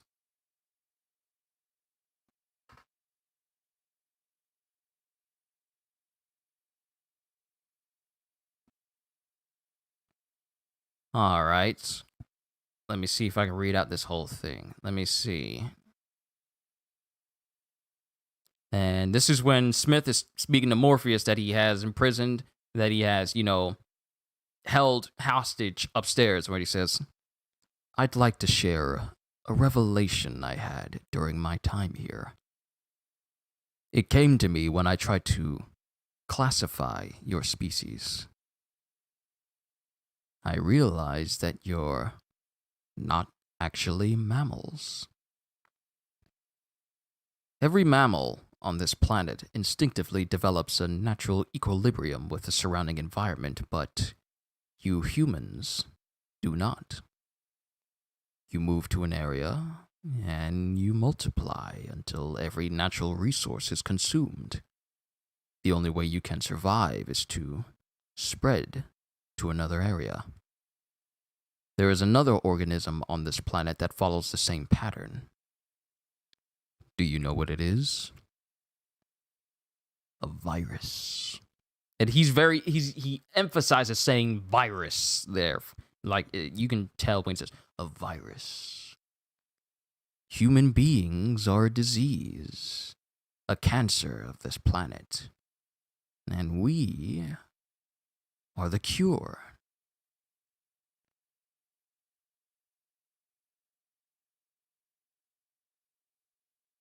And then, I guess Morpheus is starting to resist the serum that's in him. And Smith says, "Why isn't the serum working?" And then Brown says, "Perhaps we are asking the wrong questions. Leave me with him." Agent Brown and Agent Jones look at each other, surprised. Now, they hurriedly leave. And then, it cuts to Smith grabbing Morpheus' head with his hands when he says, "Can you hear me, Morpheus? I'm going to be honest with you. I hate this place, this zoo, this prison, this reality, whatever you want to call it. I can't stand it any longer. It's the smell. If there is such a thing. I feel saturated by it. I can taste your stink. And every time I do, I feel like I have somehow been infected by it. It's repulsive, isn't it? I must get out of here. I must get free. And in this mind is the key. My key. Once Zion is destroyed, there is no need for me to be here. Don't you understand? I need the codes. I have to get inside Zion. And you have to tell me how. You are going to tell me, or you are going to die.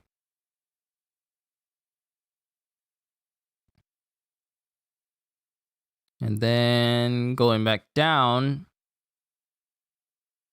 we going down the list. Agent Brown and Agent Jones walk back into the office where Agent Smith is questioning Morpheus, and Agent Jones looks at him saying, "What were you doing?" And then Brown says, "He doesn't know." And Smith says, "Know what?" Puts his earpiece back in and looks at the other two agents. And Jones looks at Morpheus, who's barely aware of this situation. And Jones says, "I think they're trying to save you." And then Neo says there's no spoon, shoots the cable, bombs the entire downstairs, causing the smoke alarm to go off and causing the sprinklers to go off. I feel like I'm about to sneeze here in a minute. Apologies. And then Agent Smith says, "Find them and destroy them."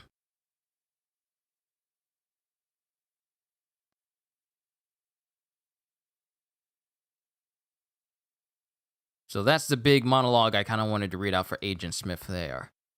So let's see if we can find some other voices we can do. Something like that. I cannot do Goofy's voice.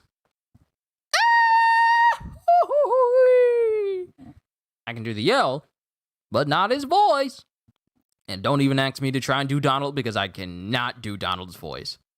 All right, let's see what other characters we can voice. Let's see if we can get... Ow, almost ran over my finger there. Adjusting my headset. Armrest, not headset. What other characters could I get? Oh, I have an idea.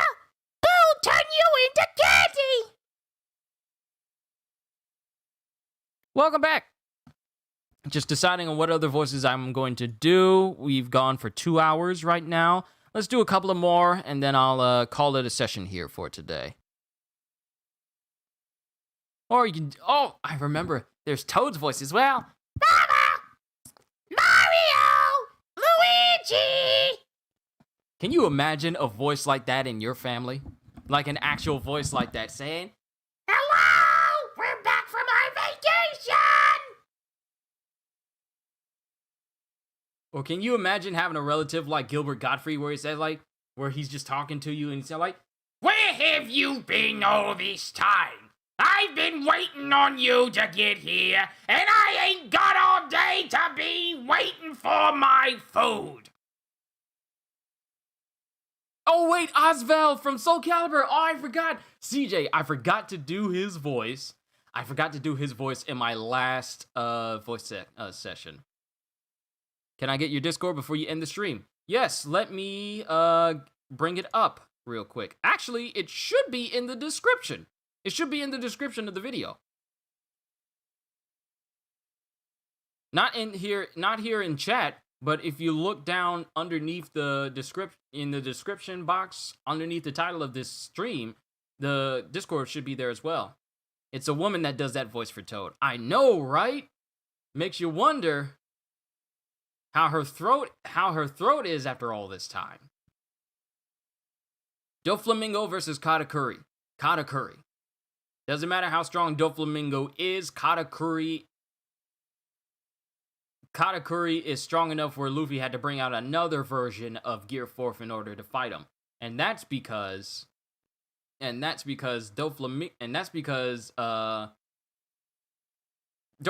didn't have the foresight to take Luffy seriously. Katakuri did. So Doflamingo versus Katakuri would win. Hands down. It would not even be a fight. Let me see. What other voices are out there? Oh, right. Asvel. I forgot to do Asvel. CJ, let me continue what I was saying because I got distracted by that. I forgot to do Asvel in my last stream for you, and you specifically asked for me to read his lines. Consider yourselves saved. Let me just listen to his voice again to make sure I get it right. Asvel. Soul Calibur. Voice lines. Soul Calibur 6.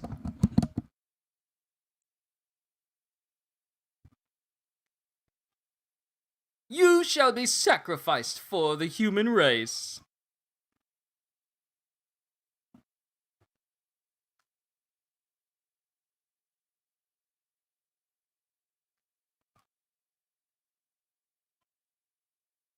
He has a theatrical type of voice tone to his voice, doesn't he? The more I'm listening to his voice, the more it sounds like that. All right, let's get his quotes. Time to save the human race. I am looking forward to this. You shall be sacrificed for the human race. You impress me. Shall we begin the experiment? Disgusting! Your odor turns my stomach when fighting against Nightmare, Cervantes, or Inferno. It has been a while, hasn't it? Are you well? When fighting against Crow. Bugs Bunny voice? My Bugs Bunny needs a lot of work. But I can give you Marvin the Martian, though. That, without question, is my most fluent of Looney Tune voices. I could speak to you in this Marvin the Martian voice all day, every day. But getting back to Asvel right here. It has been a while, hasn't it? Are you well? Time to check in on you again when fighting against Amy. What a marvelous invitation!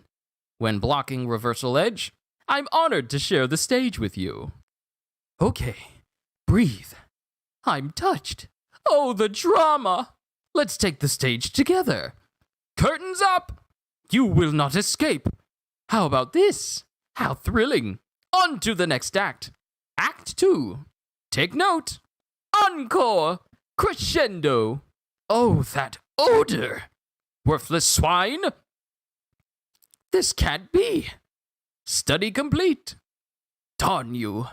I will hunt you down. You're blessed. What an anomaly. What an original hairstyle. You impure brute. Back off, monster. I can diagnose you. This looks promising. As I expected. It's in your eyes. Feel the power of reason. Hope for humanity. You can do better, young Amy. Can you stand the test? Accept this from me, my love! Turn pain into resolve, and resolve into strength. You passed. Excellently done. This is the Savior's power. I'm going down all of these voices here. All these lines here. Now is the time for progress. Stupendous. Any thoughts? Consider yourself saved. A dose of medicine. Stick with me. The final act. It's love. Be gone. How cathartic. It appears I have grown used to my enhancements. The curtain has fallen on your performance. What an interesting reaction. Thanks to you, my research has made advances. What a thrill to see a human on the brink of death abandon their sense of reason for despair or hope. It is like the sweet nectar to me. I could never grow tired of the human race. What a wonderful day! I have rid the world of an affliction to the human race, and with this, I am another step closer to becoming its savior. How irksome! I swat these bugs time and time again, and yet they still keep appearing. I shall exterminate them all. until humans look to me as their savior. Only real lives have value. It appears the experiment was a failure. Your continued cooperation is appreciated. Interesting specimen. A worthy performance. You inhuman monster! Can you stop me? I'll enjoy this. I refuse to accept this. What a joke!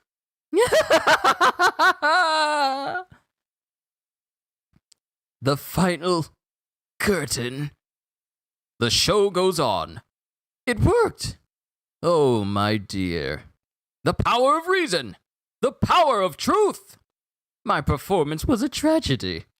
How could I lose to a monster? The experiment was a success. Oh no, I must have lost track of time. You missed. Do not hold back. Waste gets disposed of. Sweet dreams. I have yet to reach my goal. A happy miscalculation. That laugh, though? Oh, well, thank you. I'm pushing my limits. Even I have limits. Show me more. Whoops. So close. Keep it up. It's not over. Filthy fiend. Death is nothing when there is love. So proud. You shall never evolve with such a weak will. Come to me, Soul Calibur. Show yourself, Soul Edge. I'll enjoy this. And those are all of his lines. That's all the lines of Osvel. I am so sorry, CJ, that it took me so long for me to do his lines. Please, from the bottom of my heart, forgive me for taking so long to do that for you. But that's it for Osvel. I wonder who else is there. What other voices can I do?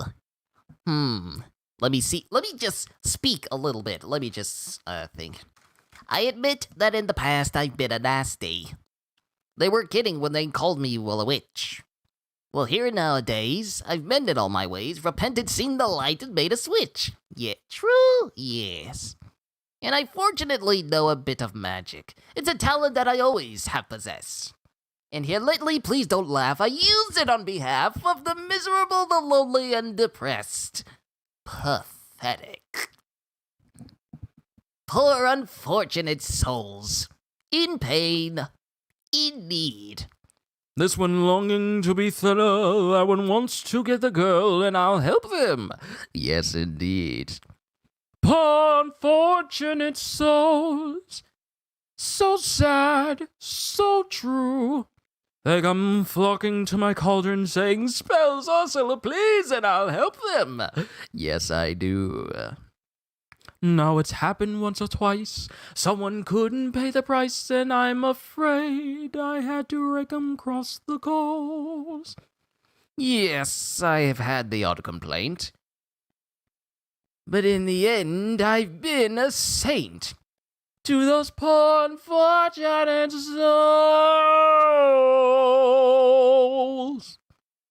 I've heard familiar voices from different medias lately. I listen to a lot of videos and a lot of voice acting and a lot of character videos as well, just to see what ranges I can hit. Like I'm really working my best on my little kid voices so that way they don't sound like it's a grown man trying to do all these voices. I mean, it's a bit of a work in progress, but I can't make any promises that it's going to be perfect 100% of the time. But when I'm doing the voices of Momonosuke, or maybe Otama as well, I try my best to sound as childlike as possible. That's what I try to channel. The way the kids are, I try to make them feel as authentic as possible coming from my voice. But that's just what I'm working with a little bit. I go from way up high here, and then I just talk all normal like right here. But yeah, I try my best to hear as many different types of voices as I can to see what I can work with and what I can't work with.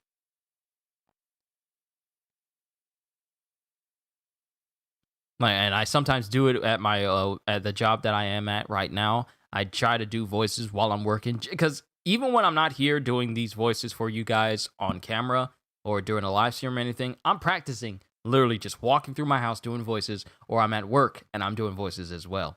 Some people may not understand while I'm doing it while I'm at work, but I practice literally all the time just to make sure I get all the accents perfectly, all right? I try my best to make sure all the voices sound authentic when I'm speaking.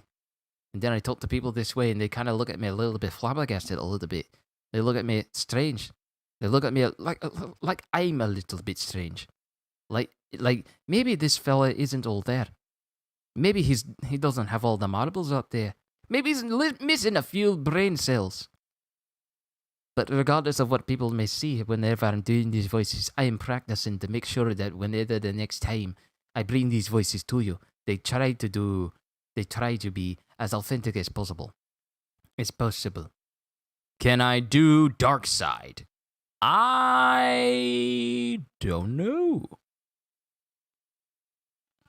Let me bring up my voice changer, because Dark Side has a deep voice, and we all know that the best voice for Dark Side is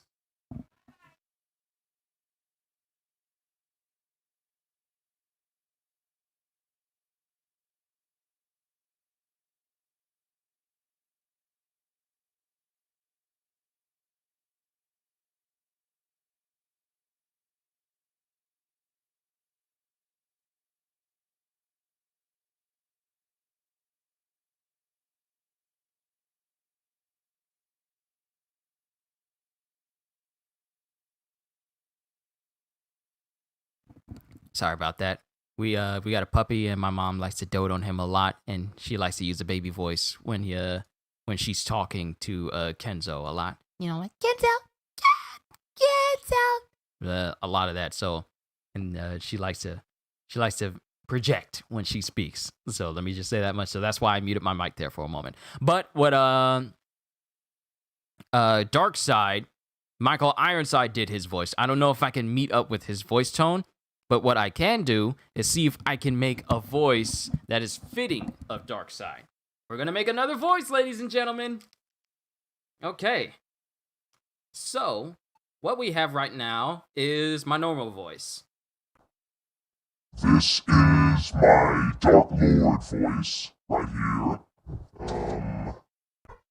This is my All for One voice I did before, and I got a Stream Deck, so I can just hit a button and it changes the voices for me. And I'm playing my voices in my ears, so if I sound like I have a delay whenever I say something, it's because I'm trying to speak ahead of the voice that's projecting in here. Because it's a slight delay, and if I don't concentrate, it will throw me off when I'm speaking. But this is my All for One voice. This is the voice that I did for Bastion. This is the voice I did for my own custom claptrap. Let's see. This is the voice I did for Null when I read all of his lines in my last Voices live stream. I am Null, the god of the symbiotes, and I am here for you, my child. Eddie Brock can die, though. And this is my Ultron voice. How could you be worthy? You're all killers. There's only one path to peace. The Avengers' extinction.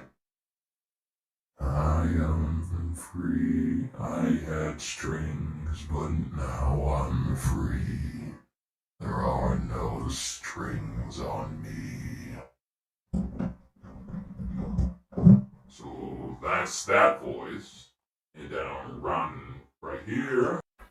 We have the Doctor, the voice of the Daleks. The Doctor is regenerating. The Doctor is regenerating. I said that in the last stream, so probably shouldn't use that voice again. It's like a comedian saying the same joke twice, so probably shouldn't repeat that again. See, you see what I mean? The words get all jumbled up when I try to speak and listen to myself at the same time. It's kind of distracting a little bit, but I'm working through it. But this is the doctor. This is the Sentinel. This is the Sentinel. There's a lot of Bottomit in this new Venom movie. Hyped. I would like to say so. I'm looking forward to the next Venom movie. I enjoyed the last one. I really did. Despite what people said, I enjoyed the last Venom movie. So I'm looking forward to seeing what's going to happen in this one. Especially with Cletus Cassidy and Carnage being a thing. A lot of people are going to die. But unfortunately, it's going to be rated PG-13, so we're not going to see the true Carnage. Because people are scared of a rated R Venom movie. But let me get back to what CJ wanted. Let me make a Darkseid voice. We have to make one. We have to. I can't use Thanos' voice because, well, that's already been done.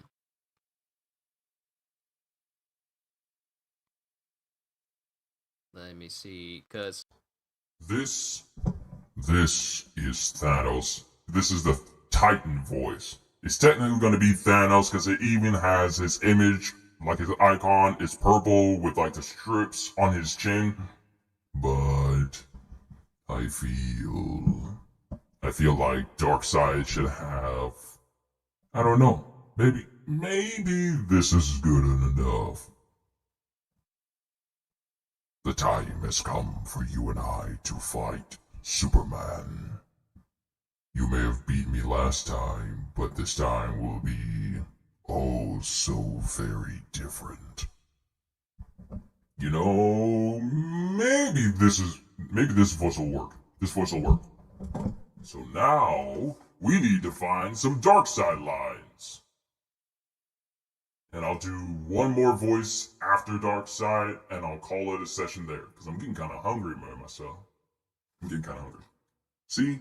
Even when I'm trying to casually talk and listen to myself at the same time, my voice will throw me off if I do not pay attention to it. And if I don't ignore it, it'll throw me off.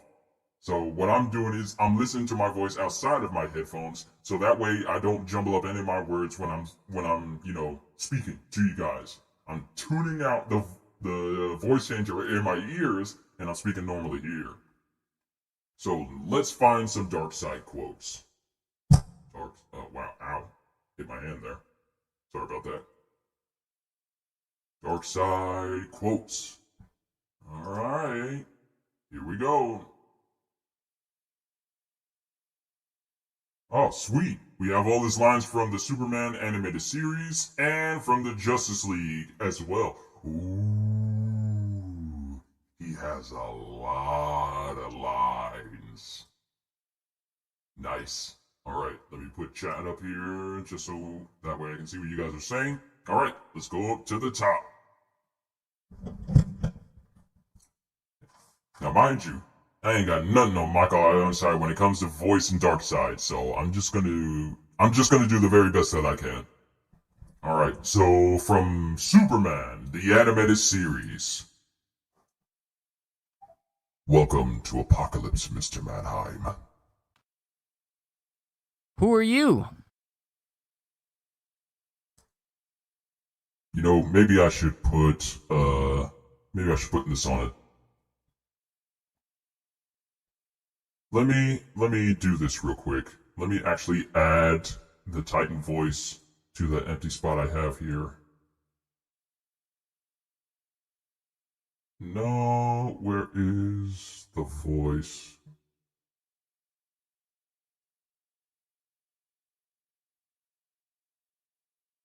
No, that's not it. Where is the voice change?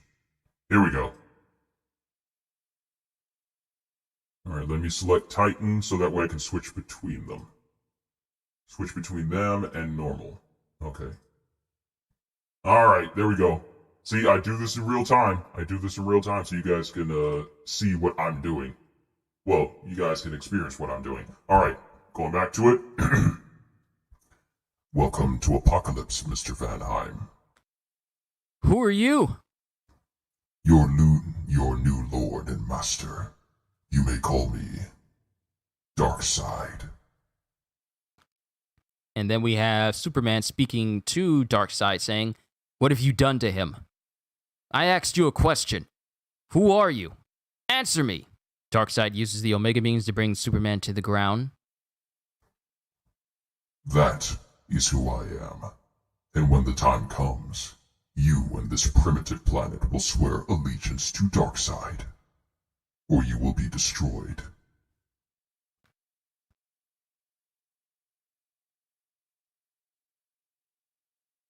And then we have Desaad speaking to Darkseid saying, "You sacrificed your Kalibak? War casualty. How many will there be before you destroy Superman and conquer the Earth?" As many as it takes.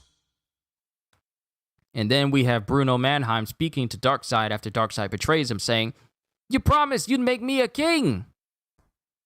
And so you are, a king of fools. Then we have Darkseid speaking to Superman again, saying, You're a magnificent opponent, Superman, but even you must realize it's hopeless. "Darkseid." Darkseid uses the Omega Beams against Superman. I could easily destroy you now, and once you're gone, the pathetic beings of this planet won't have the will to resist me. The few who survive, that is. However, if you join me as my loyal vassal, I could guarantee a modicum of restraint. Think of it, Superman. The power you have now, it's nothing compared with what I'm offering you. You know I can't do that. Pity. Still, if you won't be my knight, you will be my pawn. Then we have Darkseid speaking to the people of Earth, saying, People of Earth, I am Darkseid, Lord of Apocalypse. Here is your savior, down and broken. I have crushed him as easily as I have crushed all who dare to oppose me throughout the cosmos. I am power unlike any you have ever known, absolute, infinite, and unrelenting. You have no choice but to prepare as a long, dark future as my subjects. And my slaves. and then Darkseid has another line where he says, I never settle. What I cannot have, I destroy. and then another line from Darkseid where he says, Welcome, Kal-El, my son. then Superman is speaking to him saying, You used me. And then Darkseid says, I told you once, Superman, if you would not be my knight, you would be my pawn. I see you're a man of your word. I am many things, Kal-El. You couldn't begin to imagine half of them. But for now, I shall take the role of executioner. A final gift, my wayward son. A fast death. Infinitely preferable to the shame of returning to Earth. There, your legacy would be one of fear and distrust. A pariah desperately chasing the favor of a world that cursed your name.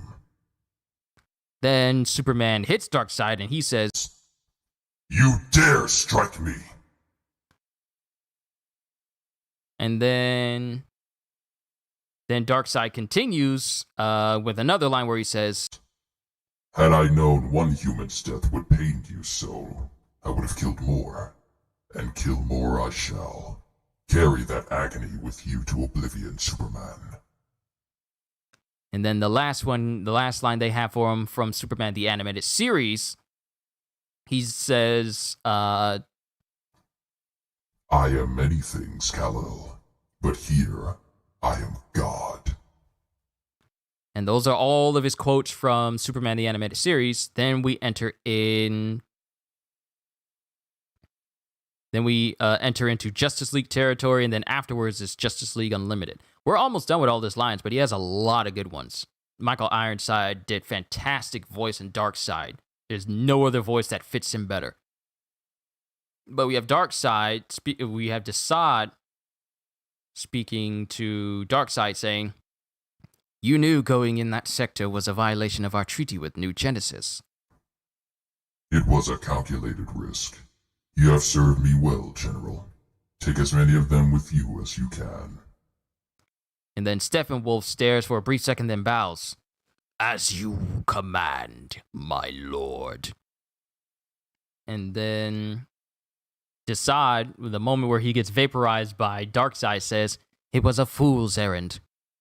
What I mean to say is...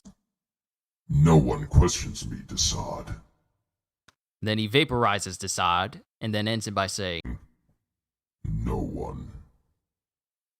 Then we have Calabac saying, "Father! Father, do you see?" Be still, fool. I'm not blind. But what is it? It's death. And then we have Darkseid speaking to Superman. And Darkseid says, Even as we speak, Apocalypse is being assimilated by the Kryptonian menace known as Brainiac. "You're lying. I destroyed him." Apparently, he is harder to kill than you realized. And then we have Brainiac coming in saying, "You deceived me, Darkseid. Used me." It's what I do. Another line with Darkseid where he says, I'm glad to see growing up with Highfather hasn't made you soft and weak. You make an old man proud. But I won't let you or anyone else stand in my way. and then he just bear hugs Orion into unconsciousness. Spare the rod. Another line from Darkseid. You really are a glutton for punishment. Time and again I've beaten you, humbled you. What makes you think today will be any different? Because this time I won't stop until you're just a greasy smear on my fist. Let's go. And then the final line from Darkseid in just Justice League is... Loser. Then we have Darkseid's first line when he's resurrected, where he says, It seems I have you to thank for my resurrection. Though your world will suffer slowly, I grant you a quick death. and then it cuts to Darkseid reappearing on Apocalypse, where all of his generals are fighting one another, trying to vie for who's going to control what, until he pops in. Kanto says, "We have thought ourselves bereft forever." Only the slimmest of chances has allowed me to overcome my death at the hands of Superman. But let the universe howl in despair, for I have returned. Then Bernadette comes in saying, "What is your will, my lord?" As ever, to search for the anti-life equation, that I might bring order to this aimless universe. But first, Superman must suffer for killing me. His adopted world will die screaming. Only then will I seek the ultimate end. "Forgive me, lord, but to attack Earth would violate your pact with Highfather. New Genesis would doubtless retaliate." Where do you think I'm going next? Then we have another line where he's prepared to fight. He's prepared to fight Superman after his resurrection after all this time. I hope you appreciate, Kal-El, that everything that happens from this point is on your hand. The skies will rain fire. The oceans will boil. The streets will run red with the blood of billions. Only then, after your last pitiful hope is extinguished, will I end your life. Let's go. This whole moment where he's just monologuing before Superman was like a parallel when Superman was saying, like, "I'm not going to stop until you're just a greasy smear on my fist. Let's go." So for villains to come back and, echo chamber, write what they said, it's like a nice, cool juxtaposition there. I'm more powerful than I've ever been, and the last time we met, you barely managed to hold your own. Funny. That's not how I remember it. Super or otherwise, you're merely a man, and I am a god. Then we have another one where he says, It's called the agony matrix. Direct neural stimulation of pain receptors. All of them. Imagine the worst pain you've ever felt in your life, times 1,000. Now imagine that pain continuing forever. Oh, that's right. You don't have to imagine. Still alive? You impress me, Kryptonian. More, your valor has touched my heart. Oh yes, there is still some small part of me that knows mercy. I will end your pain with something special I've been saving for just this occasion. I'm going to carve out your heart and put it on a pike in my throne room. Then we have the last lines from Darkseid in the series of Justice League Unlimited, where Lex Luthor has the anti-life equation, and he presents it to Darkseid, and Darkseid says, It's beautiful, isn't it? yes. Yes, it is. And that's the end of the lines for Darkseid. He has a lot of good lines. Why is it villains always get the best lines? Like, sure, we have a lot of lines from different superheroes that have like a lot of great lines, but villains always have the best lines. Wonderful job so far. Well, thank you, CJ. Thank you. I just wanted to read out a whole bunch of different quotes for you guys today. Not just mainly villain quotes, even though that's where I kind of steered towards, but just a lot of different vocal ranges. And I'm glad that I was able to touch on some high-pitched ones. I believe I did some, I did some high-pitched ones, but also some low bottom ones as well. And some, viewer-suggested voices as well. But this is where I feel I'm going to turn it, I'm going to call it a session for today. Because I want to, just get myself something to eat, like something to snack on, for right now. And I just want to rest a little bit. It's 2:38 right now. I'm probably going to get on Borderlands and just game a little bit. Biomutant had an update where they increased the level cap from 50 to 100. Do the World of Cardboard speech. Oh, you know what? Let's do that. Let's actually cap it off on the famous speech that Superman gave to Darkseid before he sent him flying all across Metropolis. So let me actually get that quote in.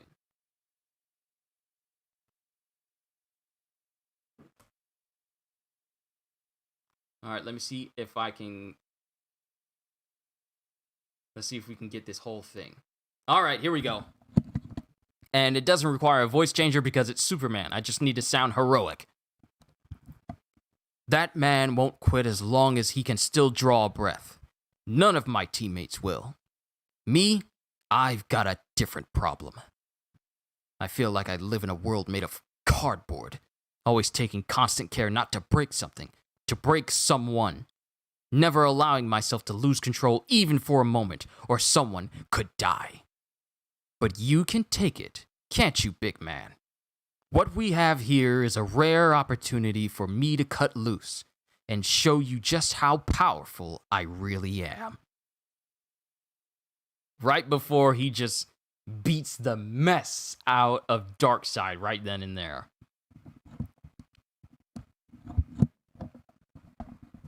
See, it's moments like this where I wonder, why is it so hard for people to make video games based on Superman? We need a superhero game where you just feel as powerful as the character as they do in other media.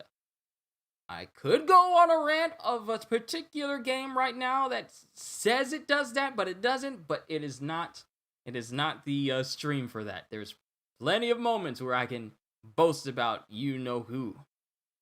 So we'll do that later, but that not here. But I really hope that we get some more superhero games. Not like Guardians of the Galaxy where you only play as Star-Lord and it gives you like a Mass Effect type of feel, but like a genuine superhero game where you're either Superman and you got like a whole open city and you solve crimes, you fight superpowered beings and all that. That's just something that I want. I mean, it's something that we need, something that we deserve. If Batman can get an open world superhero game, Superman can too. I mean, Spider-Man and Batman have shown that it is entirely possible to do single-player superhero games that are phenomenal. So no one else has any excuses unless they lack the creativity. But that's me. But that is also feel like that is a work in progress? Yes, it is, because my Superman voice, I mean, I can't reach the volumes of George Newbern, because he does the voice of Sephiroth, but that is definitely a work in progress. That was just me reading it in a voice, but still trying to sound heroic. That was just my regular voice. So yeah, that definitely needs some work as far as making it sound more Superman-like. So yeah, don't tease, it definitely does need some work. I'm not ashamed to admit that I need to work on stuff. It just means that, hey, I got more to learn.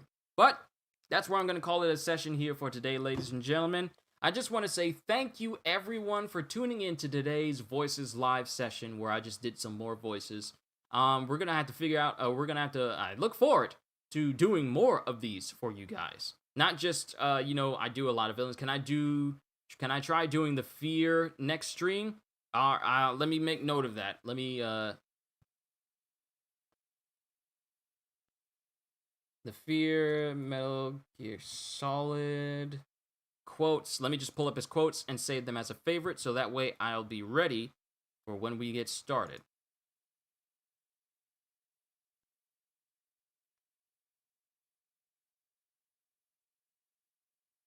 Let me just save that so we can have it ready for the next Voices stream that I do. But yes, I want to thank everyone who showed up for today's stream today. It really does mean a lot to me that you guys came out to see me. I mean, I know it was just you guys looking at my face, but also hearing my voice as well.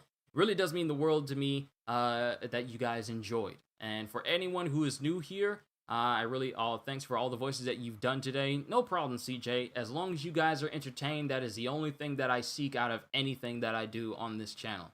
As long as you guys are entertained, that means I'm doing my job. That means I'm fulfilling the purpose of this channel. But I enjoy these. I really do. I know I'm not a professional voice actor, nor have I had any voice acting lessons. So to some of those who are professionals, I pretty much may be seen as just a novice. But I enjoy doing these. I really do enjoy doing these. And I can't see myself, they're pretty much what makes me stand out from a lot of reactioneers who do like reactions to One Piece, My Hero Academia, Solo Leveling, and other manga that I read, is that I go out of my way to make sure that every character has a distinct voice. I can't just read pages normally, just with my own voice, because I got to give them character. I got to give them voices. That's just what I did. I mean, when I started out, I didn't really do that. In my first couple of One Piece videos, like literally when I started doing reactions, I didn't think of putting voices to it. But when I started to do voices, I couldn't stop whatsoever. So it is literally one of my pride and joys, and one of the things I love to do. It's what I love to tell people what I do on my channel. Voice acting is what I love to tell people and show people. And they tune in and they watch it and they like it as well. And I'm just all the more happier for it. But I don't want to keep you guys here any longer than I already have. I look forward to our next voice acting session. And you guys be ready to shoot some voices that you guys want to hear me try and listen to as well. Do I listen to Comic Historian? Yes, he's actually a bit of an inspiration to me as far as voice acting concerns go, because he does a lot of voice acting as well.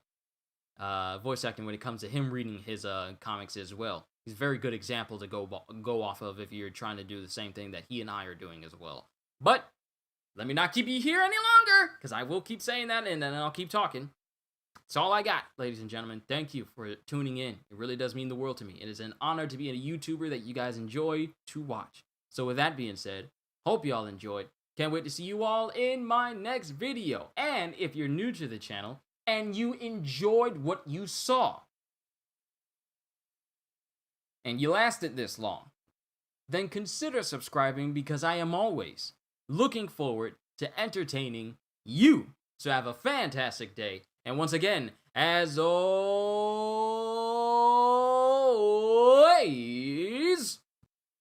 later, peoples. Good Lord, I love my job!